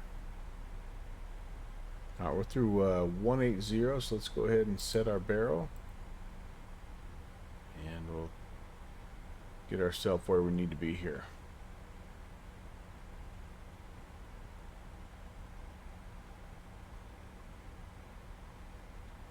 Like everything, I feel like everything technology-wise right now is just like in short supply.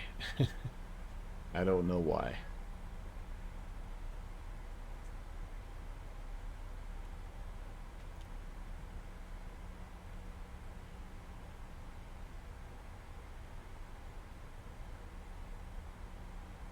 Yeah, maybe that's the way to go, Digi. Just trying to find some retail, online retail deal that can get you what you need. I sort of am forced to do that where I live. I live in a pretty rural area, so like I'm almost 99% when it comes to computer related things. I've got to just order it. We do have a store, a local store that has some things. I try to buy what I can from them, but a lot of times I can't get, like RAM. Yeah, probably not. There's just too many variations. So Drover used to have a compact PC back in 2000 that you could upgrade RAM easily on. Yeah, T-Rex City. I call mine Frank Computer.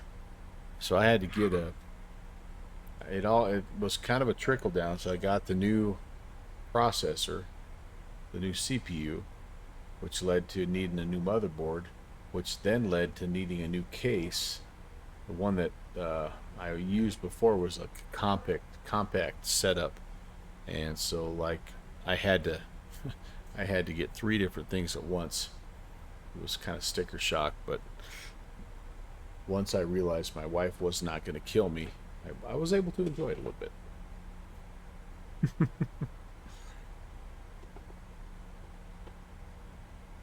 Okay. Oh. So here we have the ocean, and it's kind of hard to see here, but we'll have a little bit of a mountain area and a lake coming up.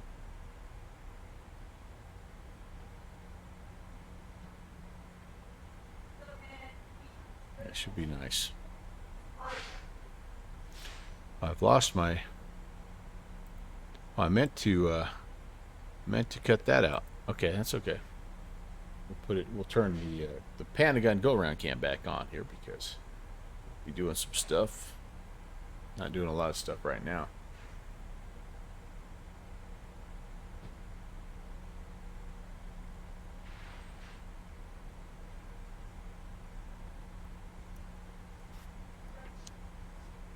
Ooh, the other thing I need to do is I need to put the frequency 110.3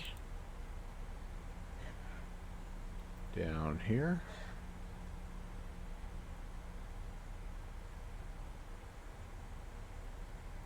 Active frequency, and then my approach course is 304.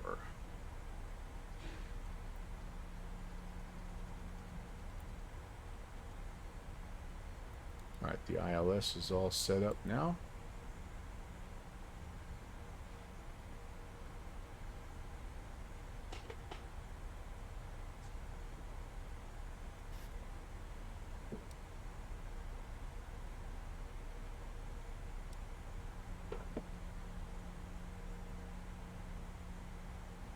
Shopping for PBR textures. I want to create custom assets for your next project.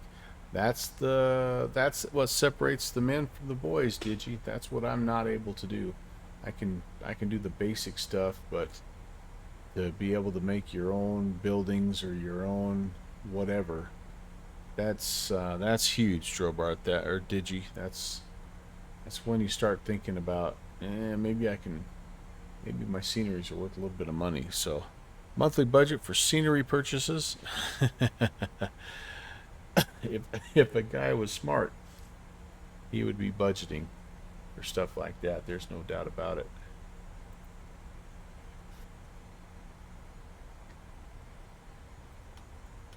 Okay, through 10,000 feet, we're gonna get some lights on here.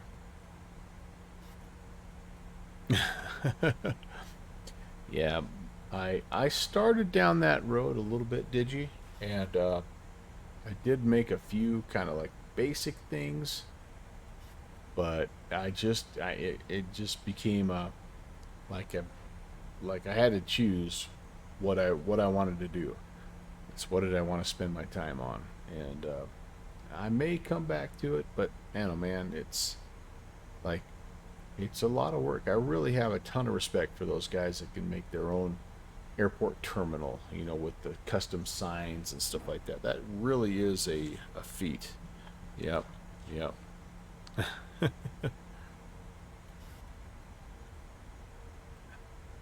Captain Picard agrees. Parked on apron 1, Ori says. Got the binos out. Awesome, dude. Awesome.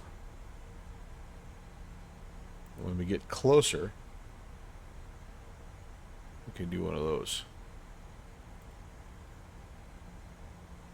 Maybe it won't work for me.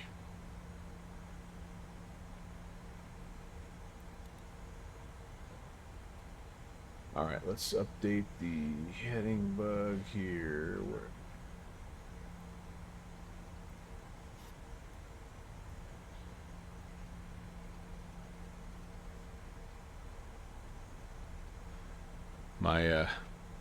My binos command's not working for some reason. Not working for anybody. Huh, interesting. Alright, no worries.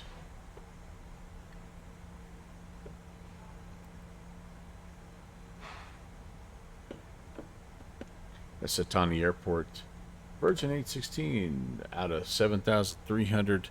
We are 20 miles to the southeast of the field inbound, runway 30, Setani.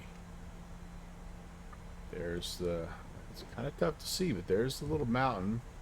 Here's a little bit of a harbor here, and there's the lake. We're tucked right in here. I've got high hopes for this approach. I don't have any hopes of nailing the landing or anything, but I think this is going to be quite a beautiful scenic approach here. Excited about that.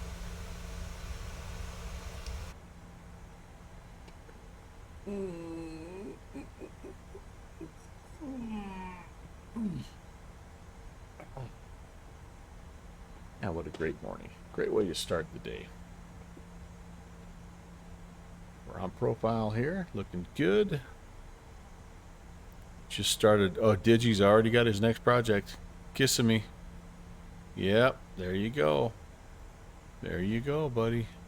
That's what you need, right? I mean, the best way to learn something like Blender or whatever you're going to use to make that custom object is you need an authentic product to work on, and that's how you learn how to use that tool and stay motivated, and that's really cool. What continent am I on here? I am on the continent of, well, that's a good question. Is Papua New Guinea considered part of Australia or part of Asia?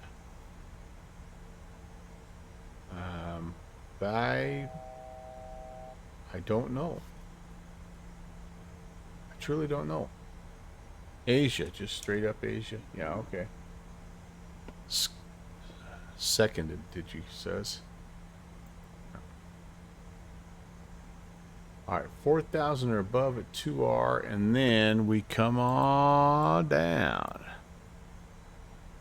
to 30, sorry, to 3,000. Welcome to Pop Culture. Grumpy Gordo. Happy Sunday.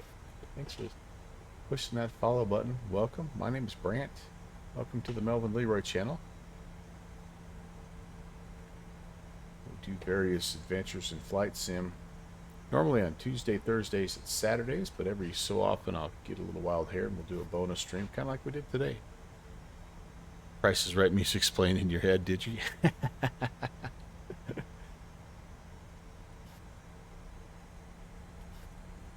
Alright, there's 4,000. We're going to level, and I'm going to reset my altitude. So this is the initial approach fix altitude. Now we need a altitude for the final approach fix, which actually is 2,200. I'll set that. We'll be ready for that.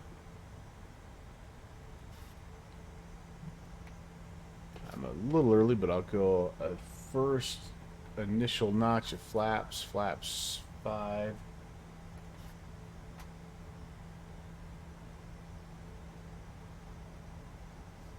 Looking for the airport. It should be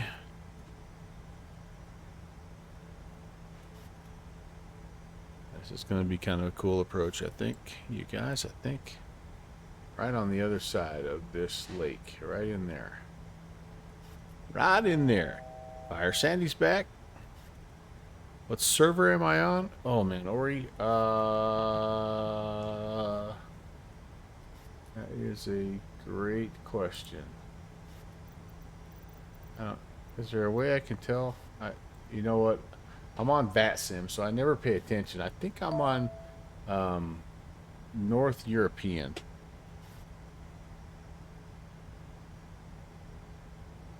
Trying to learn these big planes. Yeah, they're fun. Grumpy, they're so much fun. Do you have a favorite that you're working on right now, Grumpy? Alright, field's in sight.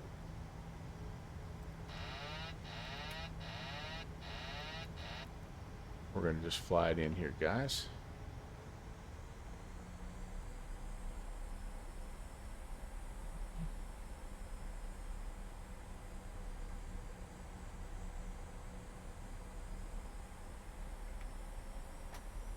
Flaps 10.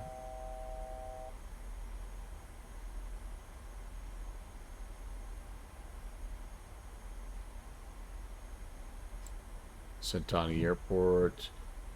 Traffic. Virgin 816 on a 5-mile final runway 30, Sentani. Just a little bit above the glide slope here. Need to get my speed down slightly. 1,000. Check.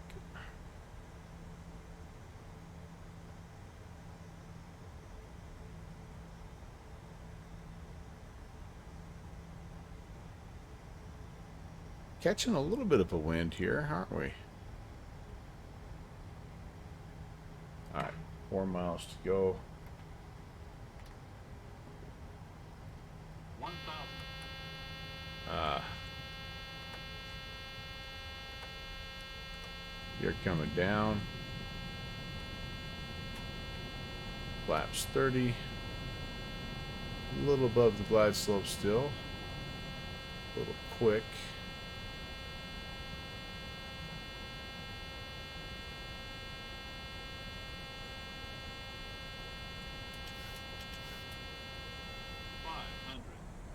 Gear down 3 green, 500.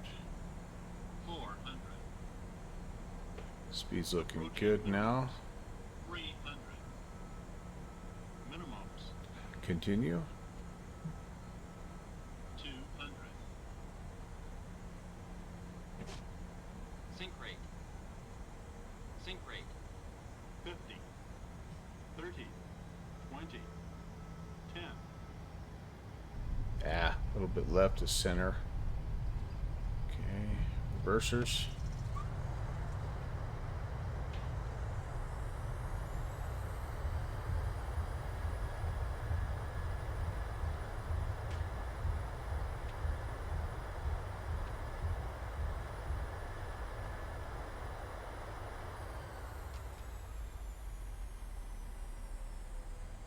Down.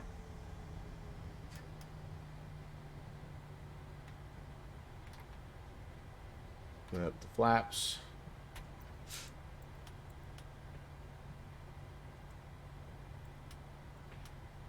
There we go. Centauri traffic. Virgin 816 is clear of runway 30, Centauri. Nothing there. Looks like that's our ramp area. So, welcome to Centauri International, guys. Again, kind of on the northern coast of Papua New Guinea. That was a pretty cool little approach over some water with some high terrain off to our right. And not terribly executed. All in all, I'll take that. I'll take that. I bought the Phoenix, Grumpy said, and love it, but can't remember how to do everything. Hey man, just means you have to fly it more. You need more practice, right? Camel Airport. There I am. Ori's got me. He was tuned in on the binoculars there. Yeah, Digi. This is a neat, very neat place. Look at that. I mean, holy moly. And you know, who knows? There may be some scenery available for this neck of the woods. It's just all default stuff, but I enjoyed it for sure, for sure. done like an absolute pro. Well, I don't know about that, but it was pretty good. It was pretty good. We'll take it. We'll take it. I probably should have started to slow down a little sooner, because I was kind of tossing out a bunch of flaps at the end there. But there's headhunters there. Well, I don't know. There's a lot of tribes down here that are like still. I think you wouldn't want to mess with them.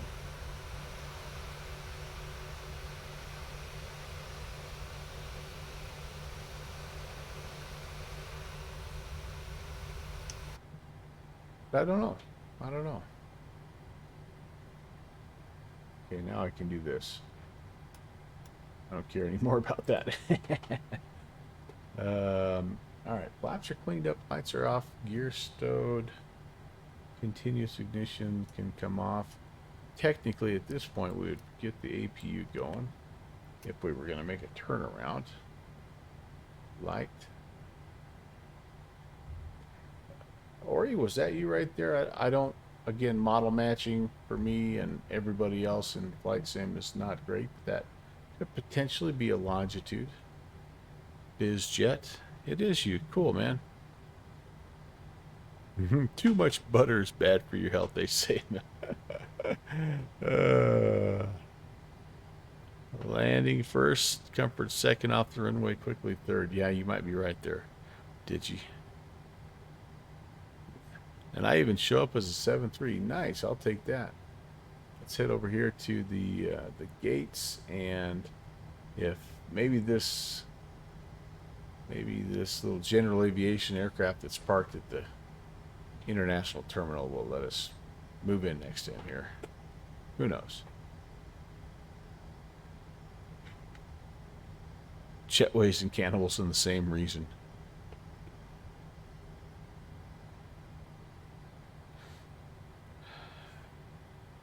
Alright, guys, I think we'll take this first one here and we'll call it a morning. Again, I would like to come back and fly some more later today. So that's the rough plan. But this also is not a normal streaming day for me, so I may end up getting busy doing something else. And if I am not back, just a lot of you have connected with me via Discord. I also have my stream schedule posted in the About section of the Twitch channel, so you can check it out and see when I'm planning on flying next. It's I'm gonna miss this Tuesday's event. I've got a church work night I gotta go to, and so my next streaming day will actually be Thursday. We'll have an event with the Virtual USA Flying Club called Fly the Wild Wild West, and that should be a lot of fun. And at that point in time, watch out, Rampy. He goes into the engine. At that point in time, I should be back to kind of my normal Tuesday, Thursday, Saturday deal. My Tuesdays and Thursdays, I generally stream at midnight Zulu, and then Saturdays are a little bit earlier in the day, mostly 2100 Zulu, but it sort of depends on the event that's going on. Yeah, so anyway, look me up on the About section there, or if you're over connected with me on Discord, I always send out a little ping so that you know what's about to happen. And let's go ahead and kind of get, actually, I'm not going to make you watch the whole shutdown. Let's just do this. Let's hop out and check the Volanta touchdown report. I had a couple of landings today that I probably should have looked at and saw how we did. This first one here was a little 270 of shame. But how did we do? Put it down at 272. Yeah, that was the one where we really ballooned a couple times and then just kind of pachunk threw it down there. So, you know, that happens. Then the second one, that was in the Cessna 414. This one in the 737 ended up being what here? it's giving me kind of a weird little glitchy thing here. So I don't know. We'll have to just use our imagination, I guess. Oh, there we go. 287. Yeah, but just a little over 1G, and my speed was maybe a little slow, honestly. 130. I think I was reffing at about 136. I'll have to go back and look. But all in all, not bad. Not bad. And the cool thing is we've just kind of explored a little bit more of Papua New Guinea. We'll just figure out where we're going to go from there and keep messing around Southeast Asia and seeing some new sites. But yeah, Pentagon, thank you so much, man. I appreciate you being here the whole time, and everybody else that was here as well. You guys made it a very, very fun morning. Let me do this. Thanks for watching my papa. I hope you enjoyed the stream, you guys, and always fun. I love these breakfast streams. I think I have another one planned for later on this month as well. I'll try to get the word out maybe a little earlier so you guys can hop in there and know what's going on. I know Sundays are kind of a weird time, so I think I mentioned Thursday, coming up Thursday, the Virtual USA Flying Club has an event at midnight Zulu, and then basically next weekend there is a Check Your Density Altitude event, which is Albuquerque and kind of Leadville area. It's actually the same place we'll be flying as the Virtual USA Flying Club on Tuesday. Ironically, not exactly the same route, but in that same area there in Colorado, up there in Leadville, which is the highest elevation airport in the U.S. So that'll be on Saturday the 25th. That's what I've got coming up this next week, and I hope you can join us for one of those flights. Fly along with us or just hang out, whatever you'd like to do. I've got, let's see, we've got one dude here flying right now, and he's a good one. You're going to like him. It's Okando, and he is in Norway flying the Husky. This guy is, he's a kick in the pants, man. Let's go say hey to him. Let's go give him a little raid, little general aviation love. I know we were in the big heavy today, but we do love the GA. We love the tail wheel stuff, and so let's go say hi to him. I will meet you over there. Thanks again for stopping by. Have a fantastic rest of your Sunday, and hopefully we'll see you on Thursday. Take care. God bless.